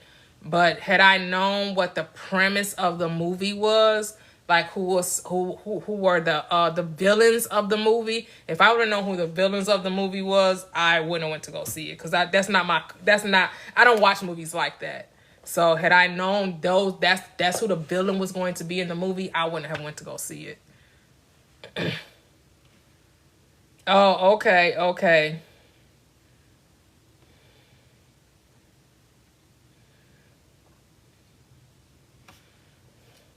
Where fear is what causes you to experience the things you don't want to experience, right? Because fear is the same as faith. Faith is you experiencing the wanted. Fear is you experiencing the unwanted. They're two sides of the same coin. So if you're giving your energy to it, that's going to cause it to come into your experience. You said it was fun. So, did you like it, Michelle? Did you like it? And you know what, Michelle? You know what I thought when I said that? When I saw that part, and I saw videos saying it, I knew any Christian was going to say, the devil knows scripture too. They love to say that. The devil knows. So that's what I thought about when the vampires was saying that scripture. I instantly thought about, I made a joke to my husband. I was like, you know, they be liking to say, devil knows scripture too. The devil knows scripture too. I'll be like, you are the devil. Like, what? Oh my goodness. Yeah, a lot of people are watching it more than once. Yeah.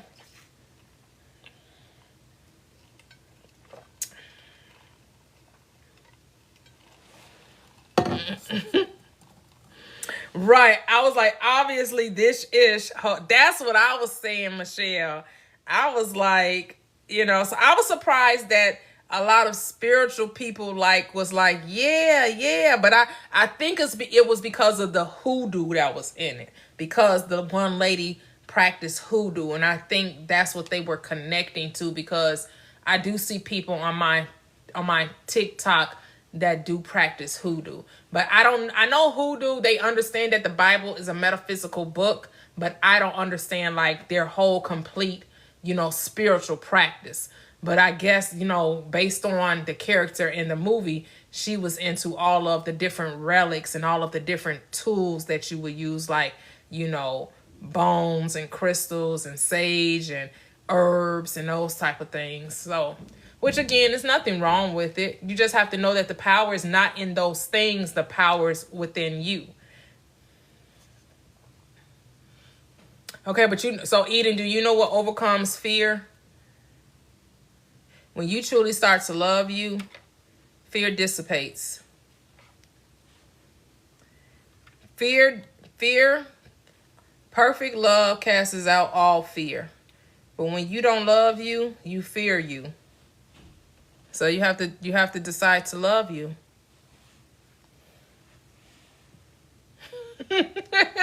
You so silly, Elizabeth. I like that. Who do you say that I am?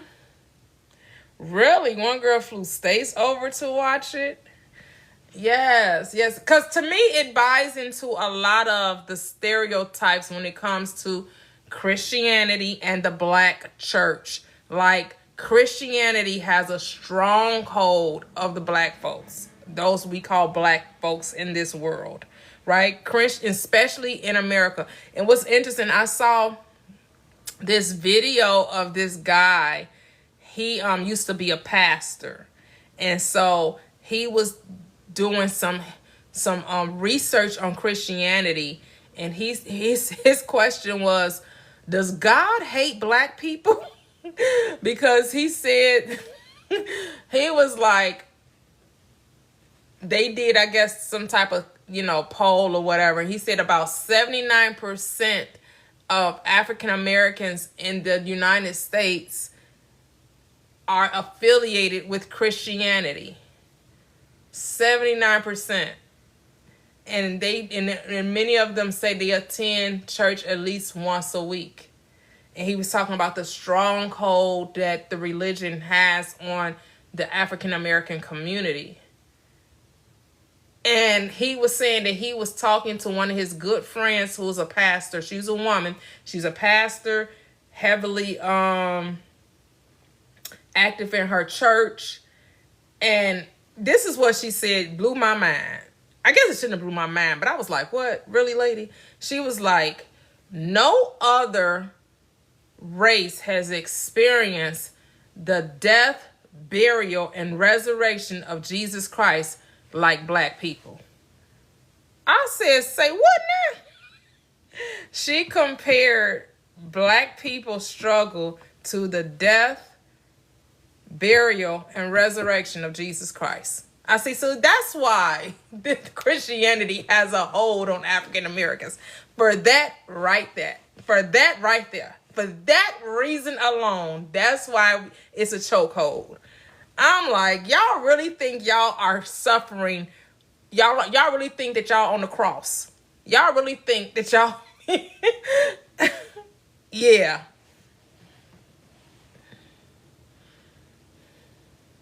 It is. And when you start loving yourself, all fear will disappear, and it's so incredible how freeing it is, right? And then he was like, he was going to talk to another guy who used to be a pastor like he was, and he studied Christianity from a historical point of view, and he's now an atheist. And he said there is no evidence that God is on the side of the oppressed. When has God ever looked out for the oppressed person? I was like, woo. Now that right there. Not the God of religion. The God of religion is not looking out for oppressed folks. You know why the God of religion is not looking out for oppressed folks? Because oppressed people focus on being victims. They focus on the problem. They don't focus on the solution. And this law of mind is no respect of person. If you keep talking about you are a slave, what do you think you're going to keep experiencing? Gotta let that mindset go. But people keep talking about it and keep wanting to be, oh, the devil is busy. We can't have this. This person is doing this to us. And, everything is the fault of someone else. Instead of taking power back and instead of refocusing our energy to what's true, we give our energy to what's false and then wonder why we keep ending up in the same place that we're in. But we understand that this is a matrix, it's a construct, and these organizations, these systems of quote unquote oppression are there to make us believe in division and separateness. It's to convince us that we're not one, even though we are. It's to convince us of the separateness, because it's part of the illusion of separateness, the illusion of otherism.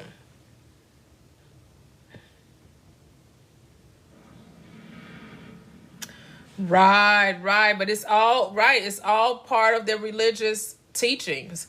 That's why you got to let those teachings go. You gotta be freed. You gotta come, like I was saying, you have to come out of Babylon. The church is Babylon. You got to come out of Babylon and be separate. Come out of Babylon, be healed, be free, because Babylon is like mind control. It doesn't allow you to think freely, to believe in yourself, to honor yourself, to trust yourself. It makes you conform. It makes you go along to get along. Right. Say, yup.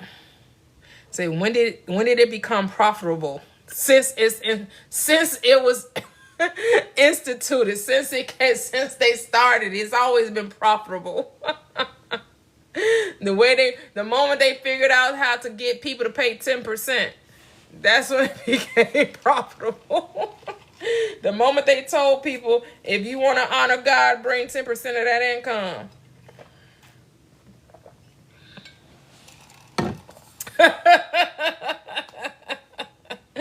And I'm sure that's been in the works since they started. When they started with Catholicism.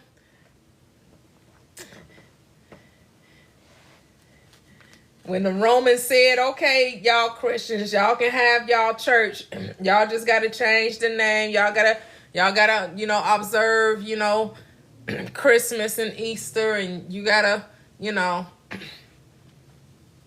the Council of Nicaea, the Nicene Council, when they decided what books was going to go into the canon. Right, show me the money. Right, everything is free in heaven, that part. Oh, but what it is, how freeing it is to know the truth, right? To know the truth. To know the truth. It actually can get a little sad when you think about it, right?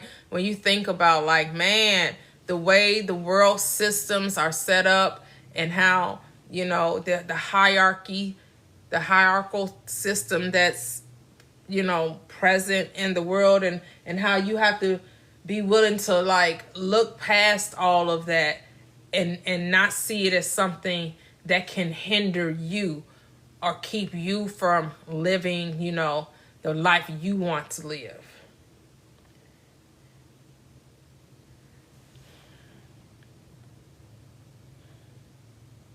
Oh my goodness, not with selling tickets to heaven. Not they buying their way into heaven. Lord. Now that's a new one. Wait a minute, what? What you mean? His chick? Who is his chick? And what? Oh Lord, who's selling tickets into heaven? What is going on? What did scripture tell you? Fear is torment for real. Fear is torment for real.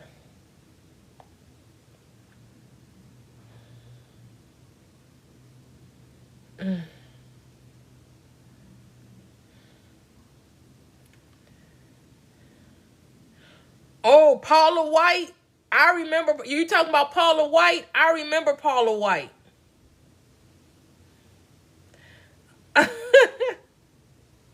Oh my goodness.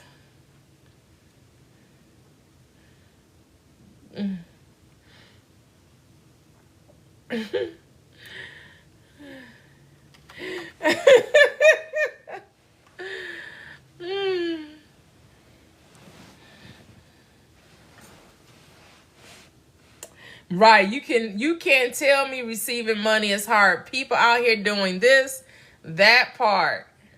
Yes, I remember Paula White when I was in church. Man, and that was almost 20 years ago. I remember Paula. I used to watch Paula White. Paula White, what's the other lady name? The pastor Jesse used to compare me to. What's her name? She got the short, dark hair. She's older now. Joyce Myers. I used to watch her too. Yeah, these women, boy, they pack out arenas. They have people. They have 20, 30,000 people come listen to them. Yep. Joyce Myers. Yep.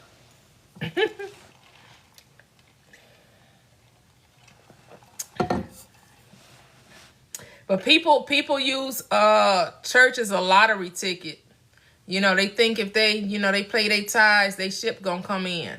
They claim they waiting to go to heaven to get their mansion. They really want their mansions here and now, and they're hoping that if they pay the right amount of tithes and offering, or pay a seed of faith offering, that God is going to go ahead and rain down on buckets of money for them too.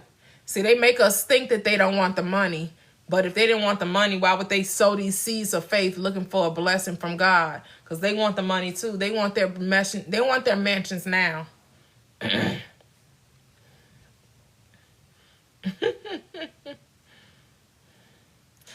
Joyce and Joel, oh my goodness.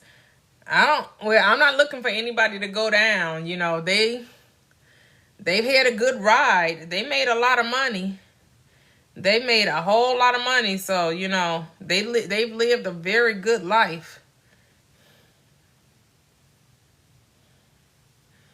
So they even hand the children an offering basket. I know, right? I know we was teaching out when I was in church out here. I was teaching my children a tie here.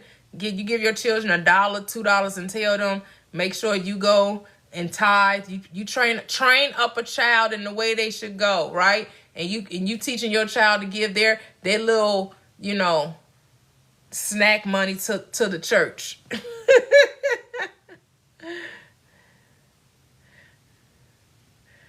Oh, Sarah, I don't know who Sarah is. Is it TD Jake's daughter? Is TD Jake's daughter named Sarah? I'm not sure.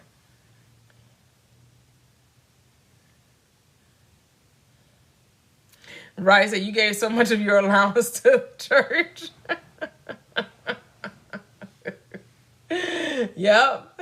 Training you to give up that 10%. So when you old, you give up even more. Thinking that's the way to get a blessing. You gotta bribe God for your blessing. He can't hear you unless he got money attached to it. How that song go? My money don't jingle jingle, it folds. That's what God say. I don't need no jingle jingle. I need for you to fold that money. I need my money to fold. Keep them going. Keep them coins. Keep that jingle jingle in your coin purse. I need you to Zelle me some money.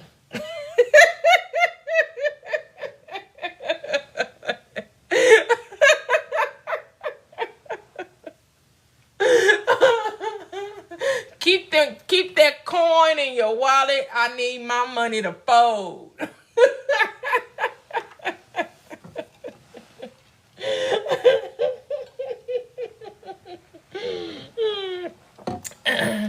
Hey, I'm doing amazing. How are you doing?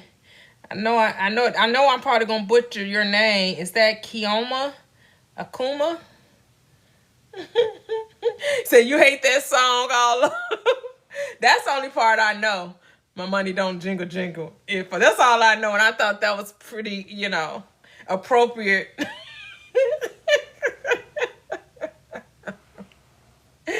Oh, but not Paula White selling tickets to heaven. Paula White is selling. That is just like wow to me that people will actually be buying tickets to heaven. And how is she getting them there? Chioma? Okay, Chioma. Like, how are they getting there? Are they taking a spaceship too? You know, like all the celebrities got on the spaceship. Are they taking a rocket too to go to heaven? Is that what they're doing?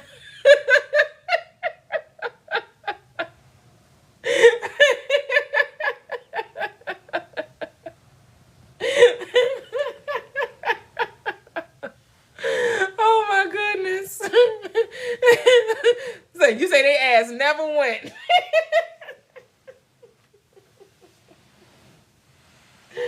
Oh my goodness.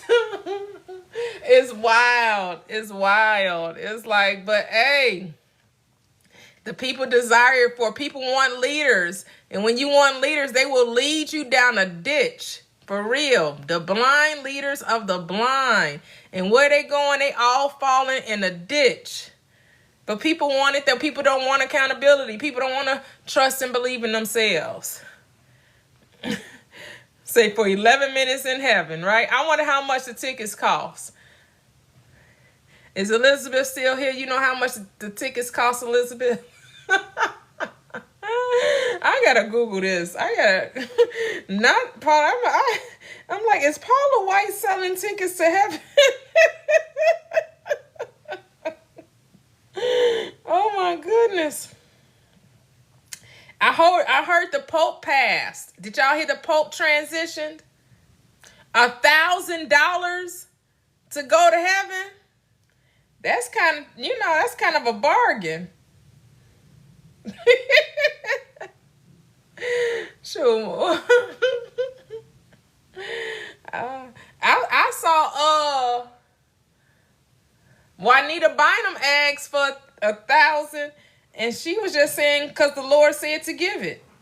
She wasn't even selling anything. She was just like, give me $1,000 because the Lord told me it's at least 20 of y'all in here with $1,000, and I need you to come up off that money right now. God has already told me who has it. And obedience is better than sacrifice. You better obey the Lord. They love to say that. Obedience is better than sacrifice.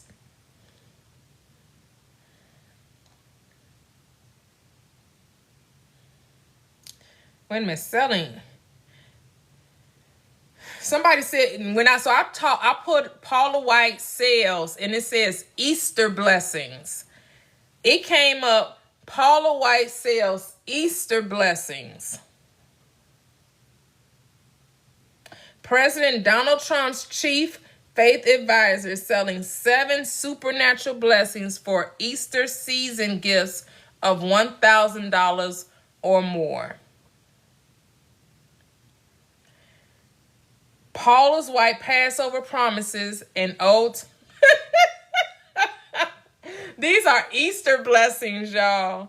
She's selling Easter blessings.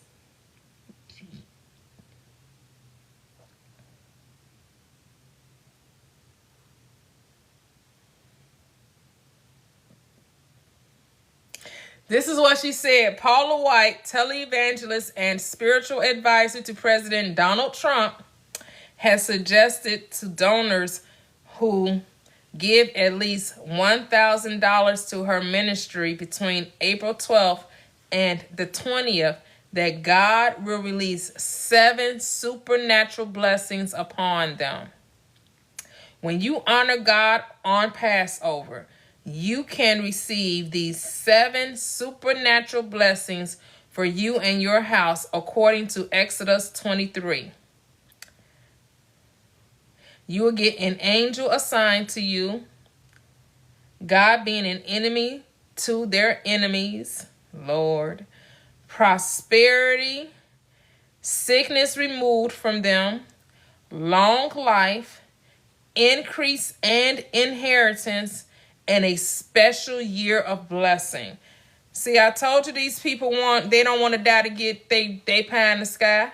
They don't want to go to heaven. They want their mansion now. Told you. Because I bet you, I wonder how much money she raised from this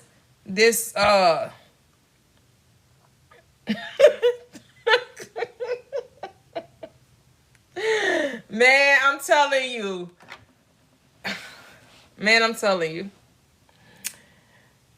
It's like All Love said, it's so easy to get money because people are willing to give it away. The thing is, here's the thing. I can't like prey on people's desperation and ignorance. That's the part that like, that's what's just so grimy, is that you're preying on people's ignorance, their desperation. And it's like, wow. But hey, to each his own. People, again, there's no wrongness because people want it this way. People, they rather see other people prosper than to see themselves prosper. And the thing is, they want to prosper and they think this is the way to prosper. Like I said, they use religion or God like a lottery ticket, right? They're like, well, but she's not even making it sound like it's a lottery ticket. She's saying like this is a guaranteed thing, that once they sow the seed of $1,000, they should expect these 7 blessings. I just want to know how many people gave the money and how many people actually got these 7 blessings. We're going to get the testimonials of the people that gave the $1,000 and received their 7 blessings. Yep. Playing on their emotions. Yep. Yep, that's the matrix. That's what I'm saying, All Love. That's it. That's why I can't say, it's like really wrong, because that's what happens when you don't love yourself and you don't trust in yourself and you think that you can, I don't know. But to those that truly, truly believe it, it will happen for them. I don't know about an angel being assigned to them, though. That's a little angel. What do you mean an angel being assigned to them? That one, God being an enemy to their enemies. What? Now God is going to be an enemy to their enemies? Like, the first two is like, really? The first two is like, really? The last 5 are doable. The last 5 are doable. Prosperity, sickness removed from them, long life, increased inheritance, and a special year blessing. Okay, those 5. The top 2, yeah, no. Those just simply aren't going to happen. You're not going to get an angel assigned to you, and God is not going to be your enemy to your enemies. Like, what? What is that? Like that, like they've turned God into like he's their servant. I thought they're supposed to be the servants of God. They're making God their servant. It's like, what?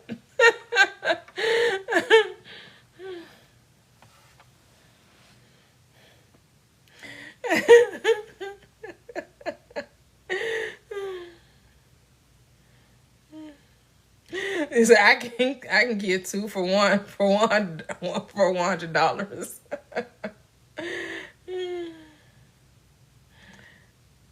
Right. I don't believe in religion. I do believe in a source of all things. Yes, I do believe in the creator. There is a creator of all things. Right. God is supposed to be unbiased and love all. And they're like, no, he's going to be an enemy to your enemies. Like, what? God is going to be an enemy to your enemies. Say, what now? Like,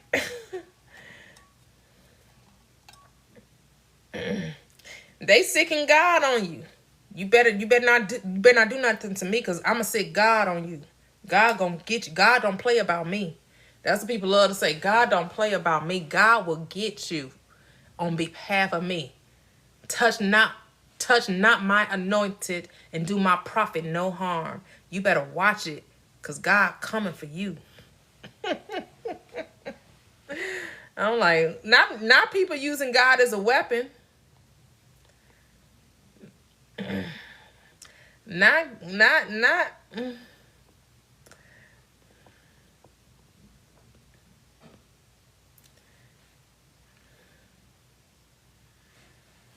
Yep, God, yeah, man makes God in his image. Therefore, they assign that God, yep, all the things they agree with. That part, yep. Yo. Say, yo. This one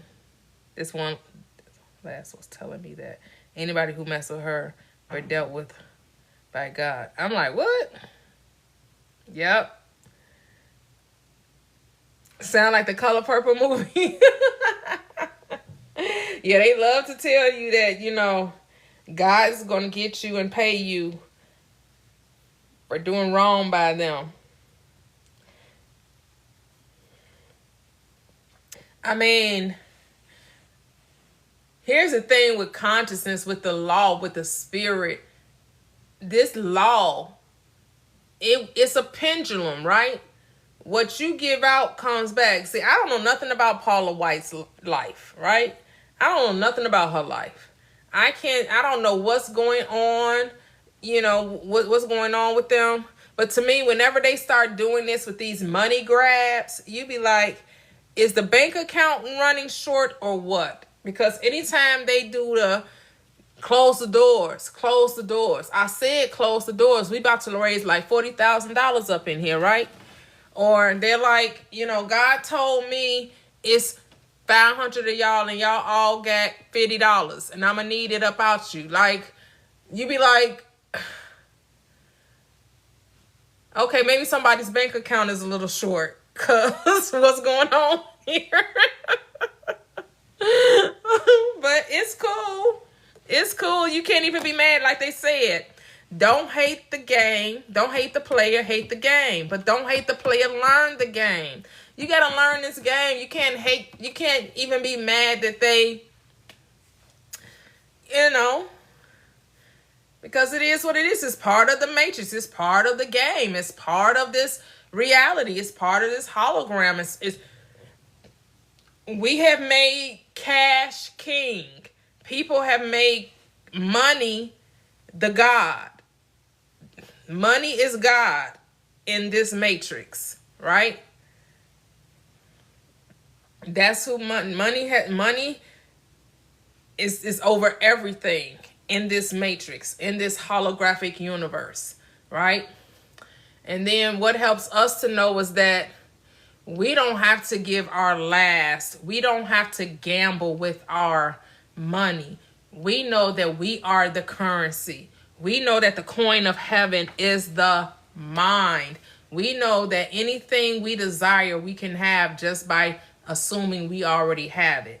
And we don't have to like try to coerce anyone or try to trick anyone out of their life savings or, you know, promise people the world in order to get something out of them. You said you had to look up Paula White?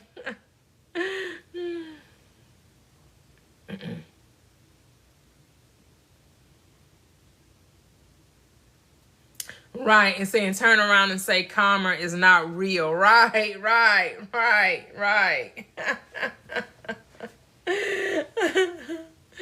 Yeah. But, you know, to each his own. People want it that way, so you can't even, you know, really get mad at the prosperity preachers. You know, they this is the reality they created.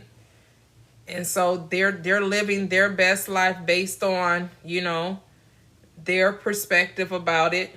And that's what we have to remember, that this life is all of a game and none of this stuff is real and it's all monopoly money anyway.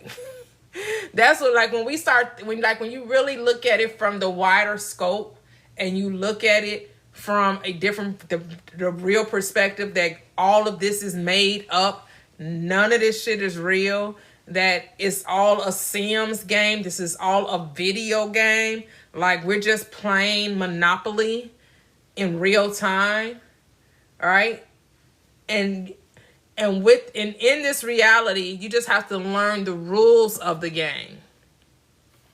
And you can't get sucked up into thinking that, you know, this is wrong and that's right and they're going to get theirs and this is going to happen. That's really not my concern, right? That's their world.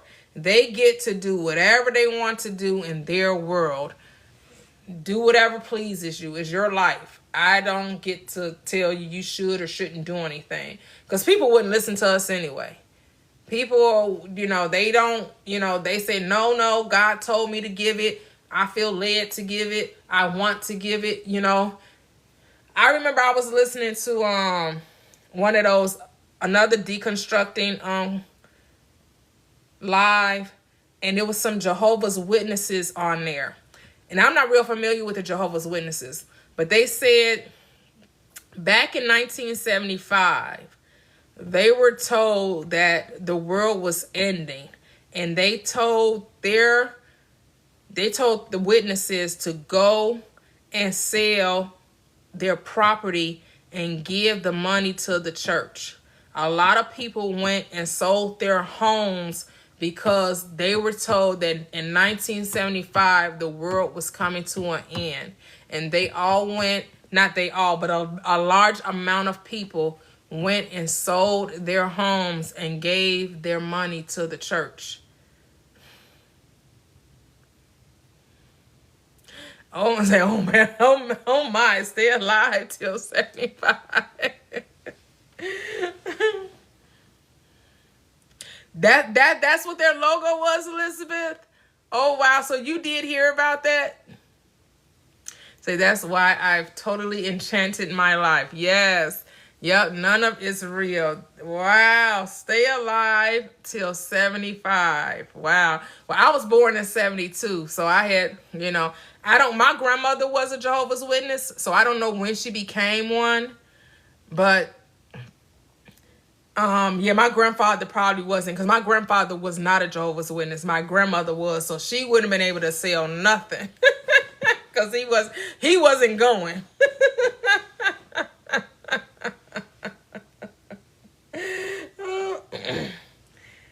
Joyce Meyer's net worth is $8 million. Yeah. They predicted several.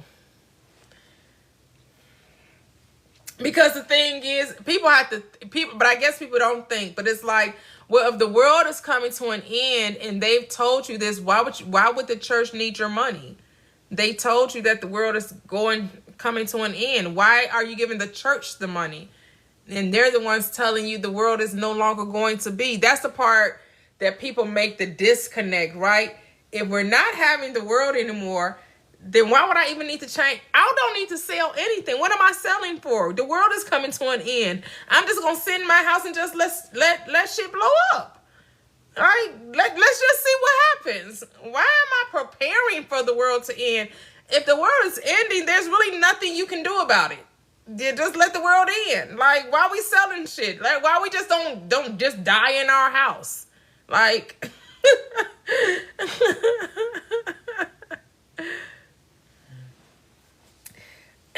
right.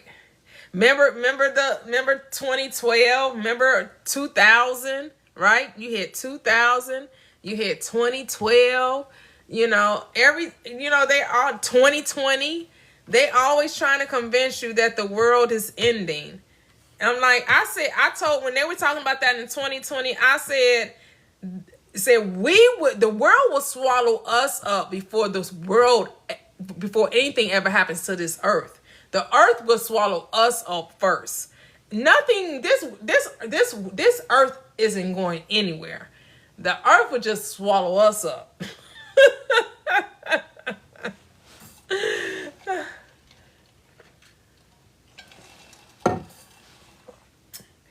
Yeah.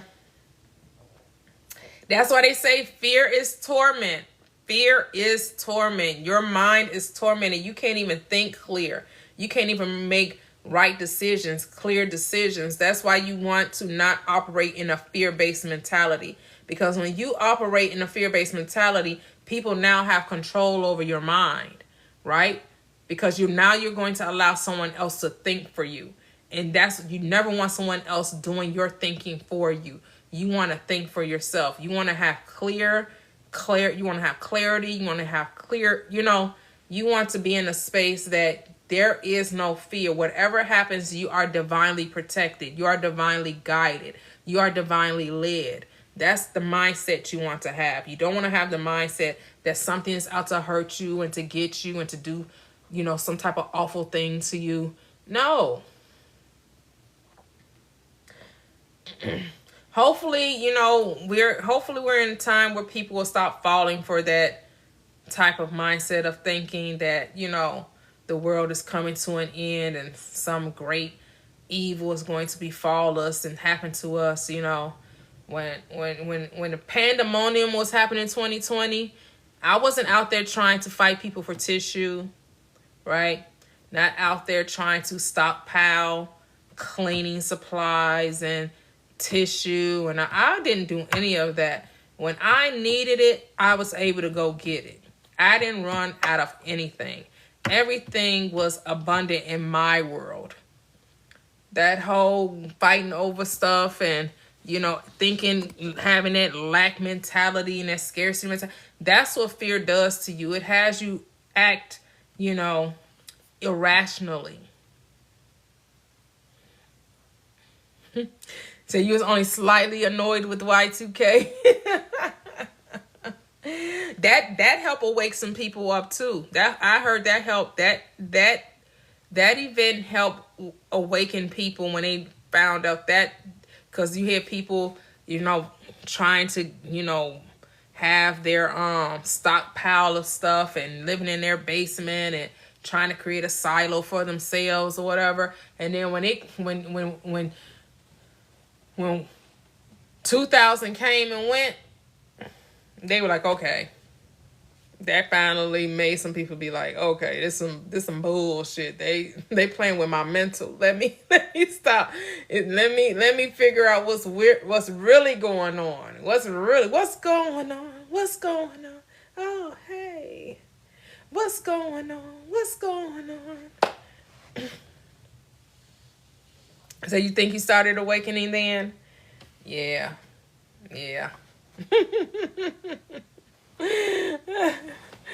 Go bags and bunkers. Yep. Man. Yeah. But this part, it's like, when you think about this stuff, it reminds you of like movies that you go to see, right? It makes you think of it all feels like life imitating art, right? Like art imitating life, and then life be imitating art. You be like, which one is it? They kind of like mesh together. They meld together. They come together, right? The movie, Contagion. I don't think I watched that movie. But yeah, I've heard of that movie. I don't think I watched it.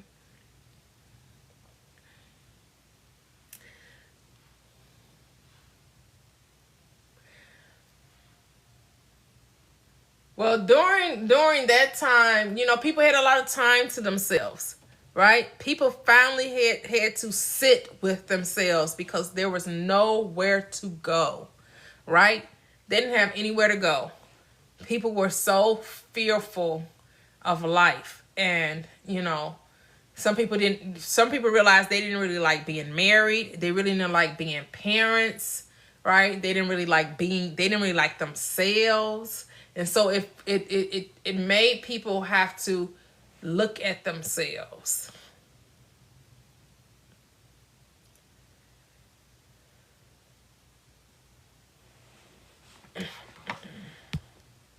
Why y'all concerned about Beyonce? Y'all be concerned about the wrong stuff. What kind of power does Beyonce have? She's not making nobody buy no tickets. Like what? She's not making nobody do anything. She's just an entertainer. Like what?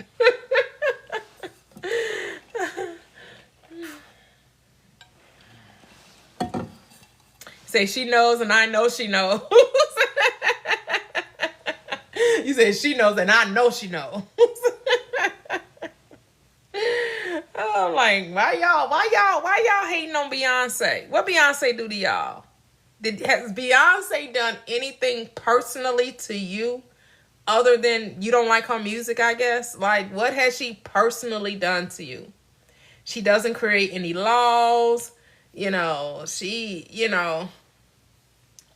She's not starting any wars. You know, she's not doing anything but giving great music to people that enjoy listening to her. Right, Marcinda, that part. Make too much money, right? That part.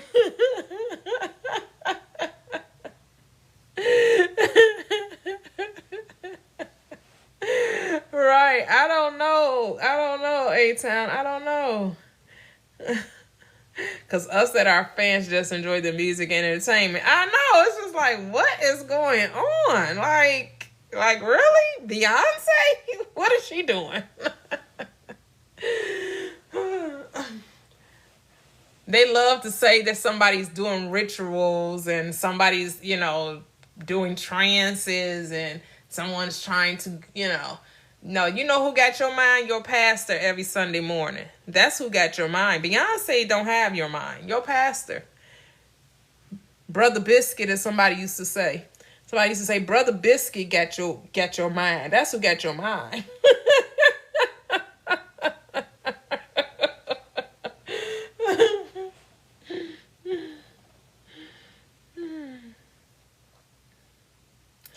Deuces, you have a groovy night too, Elizabeth.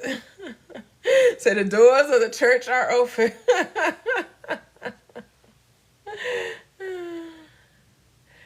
Oh, me too. I believe I am the I am too. So why you hating on Beyonce? I believe in I am the I am that I am too. So what's the problem with Beyonce? Then you should know this all make believe. This world is a matrix. She just living out her best life. She wants to be known as one of the greatest entertainers in the world, and she is. She's living her dream. What's wrong with that? And they shut closed after you enter that part.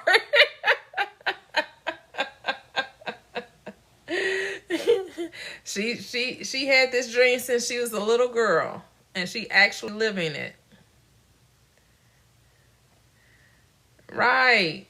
But are you casting God's spells on yourself or on other people? Does someone else have control over you?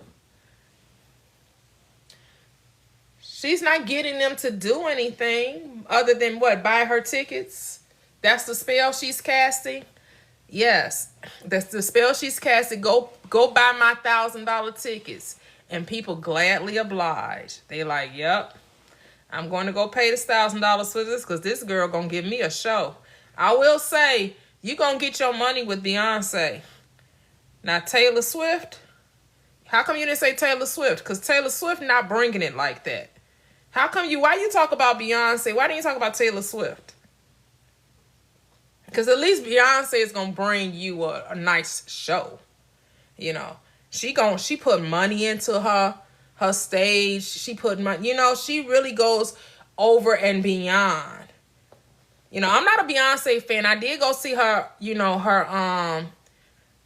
her thing at the show, when she did the Renaissance, and I went to go see that at the show because I wanted to see what a performance or a concert would be like, because I'm not a Beyonce fan. So, but I was like, damn, Beyonce really she giving you your money's worth. You gotta give her some kudos. Because she really does put her all into her concert. She giving the people something that they want. She really goes all out. Oh, Lord. Yeah, me too, all love. They always trying to do that. Oh. Hollywood is just a microcosm of a macrocosm. Do you know that the stuff they do, I don't know why we think that if that type of stuff is going on in the churches, why you think it would not be going on in Hollywood? Why we don't talk about that same darkness in the churches? Because that same stuff happened in the churches too.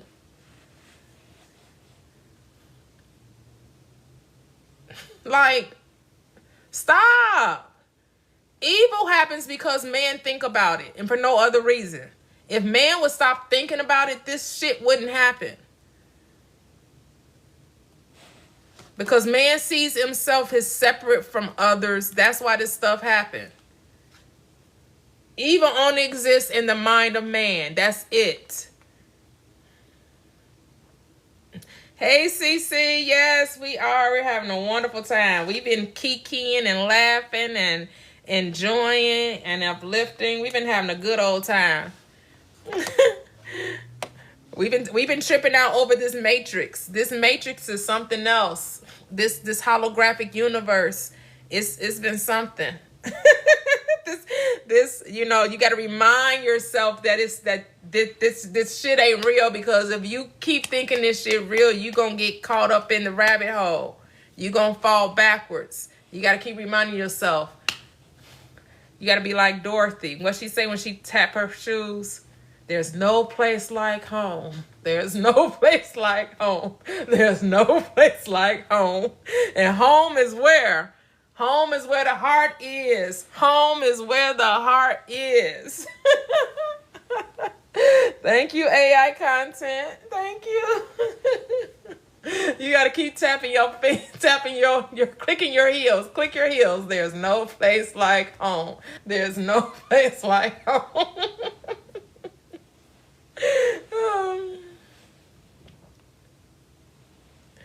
Oh, thank you, CC.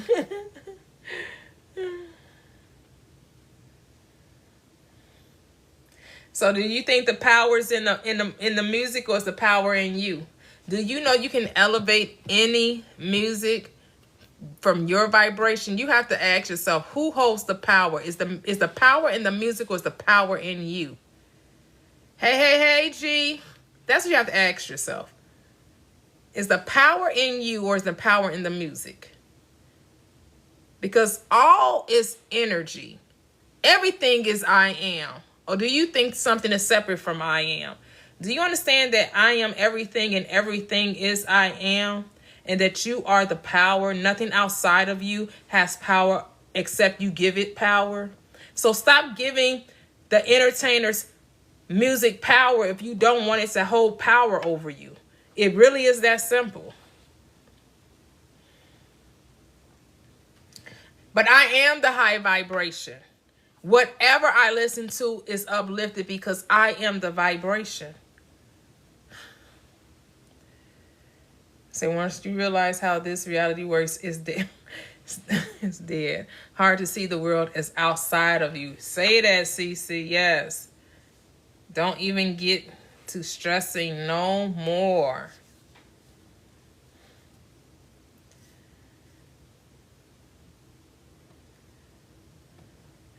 Yeah, I don't operate in the world of opposites anymore. I don't eat off the tree of knowledge of good and evil. So I'm not talking about dark anything. I understand that this world is a holographic world, that this world is make-believe. This whole world is made up. So there is no dark anything. There's only light. No dark, only light. There's only I am. There's only love. But if you think there's something other than love, then guess what? You'll see something other than love. That's how powerful you are. You're so powerful you can create the illusion of darkness.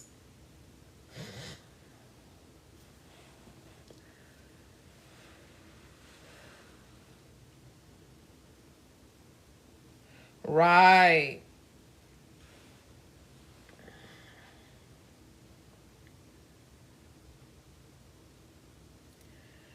Okay, but do you know they only exist in your mind? Do you know that the things you're seeing that you say no one else can see only exists in your mind and no one else's? Do you accept that you're the only one that exists in your world and everyone else is just figments of your imagination? That the people you see are just assumptions that you make about your world, and if you thought differently about your world, you see people differently?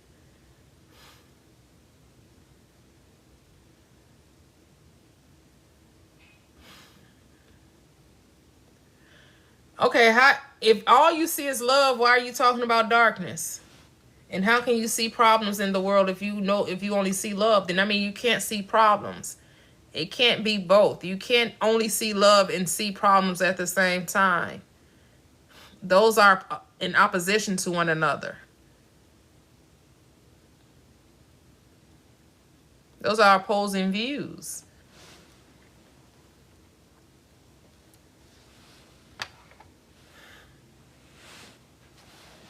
No, it's not hard at all. You make it hard. You're choosing that it's hard.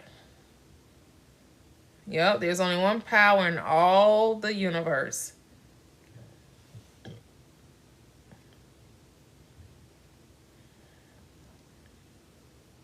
All right, Michelle, thank you so much for joining. You have a great night. I'll be soon leaving as well. Well, it's what your choice. It's what you choose to see, right, Mel? Because you can only see the contents of your own consciousness. And what you're seeing and you're judging it, then you're creating it, right? Right? You are the operant power. You get to decide and judge what you see. So it's how you're the only thinker in your reality. Since you are the only one thinking in your reality, you're the only one creating your reality.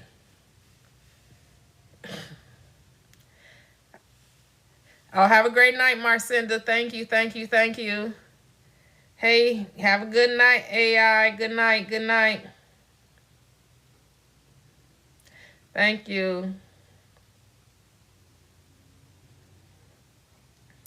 All right, you should spread the knowledge. Spread the knowledge with love, though. Why are you spreading the knowledge of duality? Wow. Do we not spread the love of unity and oneness? Or we only spread the knowledge of duality? Oh, you say you're not leaving? Oh, okay.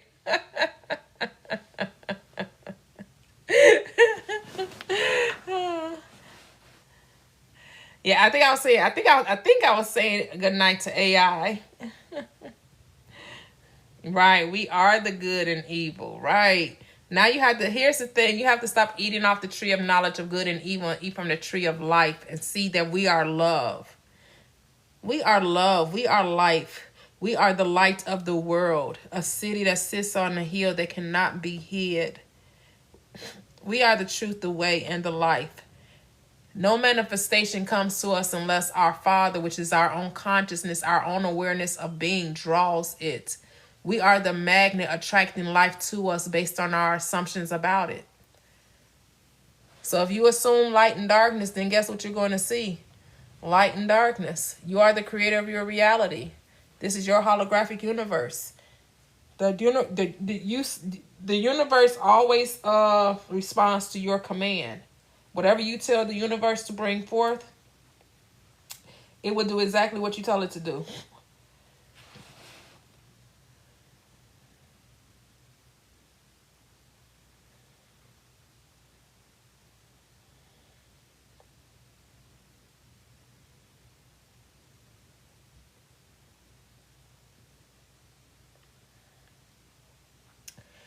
I don't know. There are many Bible scriptures. I don't know every scripture in the Bible. Have you seen a scripture on sovereignty? I can't say if there is or there isn't. That uses that specific word, sovereignty.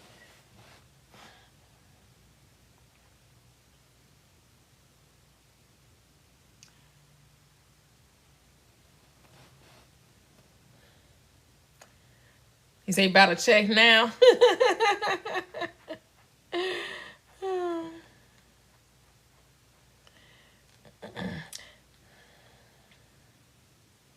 I'll say a child's light is love. It's the knowledge of spreading awareness, being careful with your...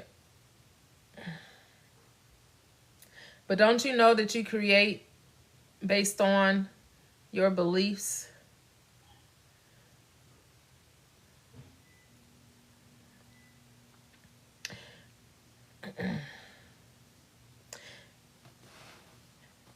See, I accept every person, every individual is experiencing life from their own perspective.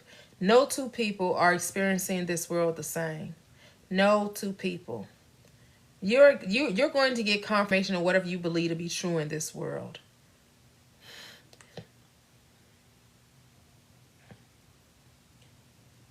And so if you accept that certain things are happening in this world and this thing happened and that thing happens, you're always going to be aware of it.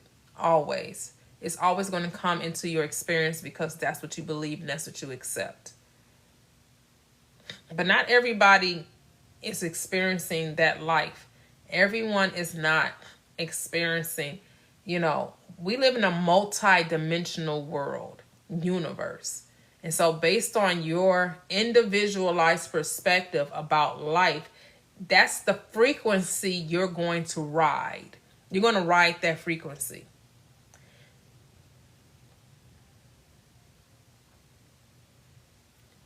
Right.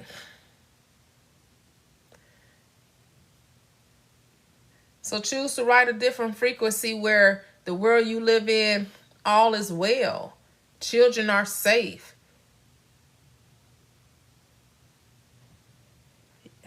You only hear the good. You only hear what's noble, what's true. Have a great night, all love. If there be anything of virtue, if there be anything of good report, if there be anything that is praiseworthy.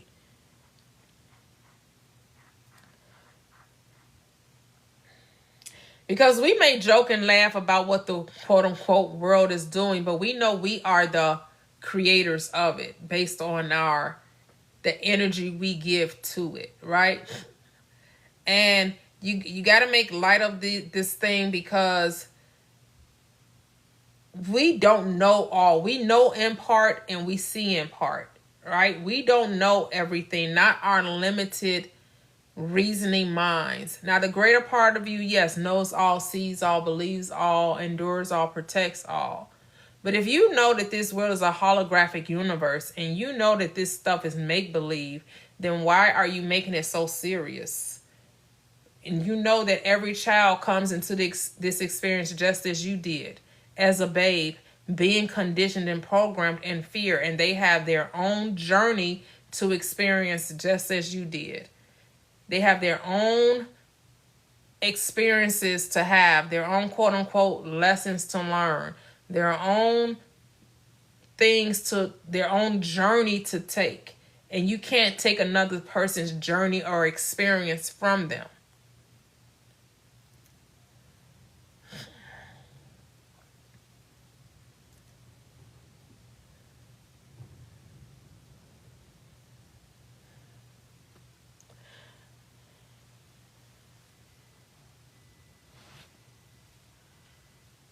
We live in a world of all things are possible, right? Do we not live in a world where all things are possible?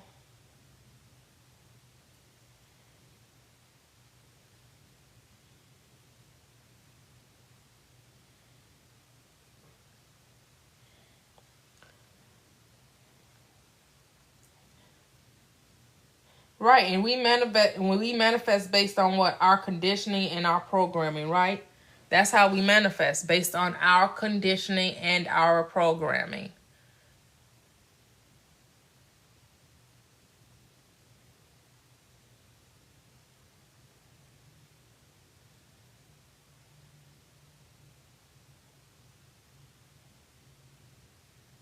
Yep. Our minds are powerful. I totally agree. I totally agree. That the body follows the mind. Absolutely.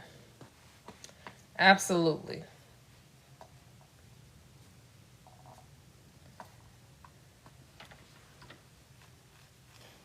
Good night. Have a wonderful night. Have a wonderful night. Yeah, I'm going to head out too. It's heading upon 11:30 my time. Thank you guys for hanging out with me. Thank you. Thank you.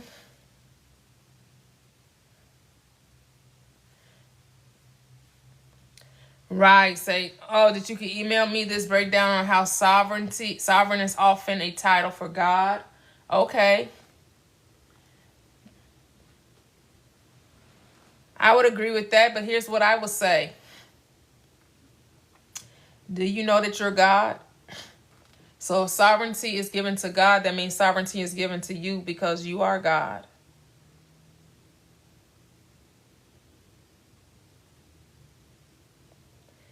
Have I not said that ye are gods?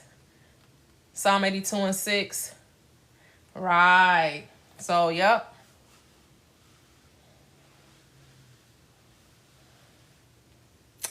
So we already know. We already on the same page. Yep. We already there. We on the same page. We are sovereign beings. Some of us just don't realize it, but that's okay. Some of us don't realize it, but some of us are coming to this realization, this awakening, the great awakening, as they say. Many, many, many more people are coming to this realization.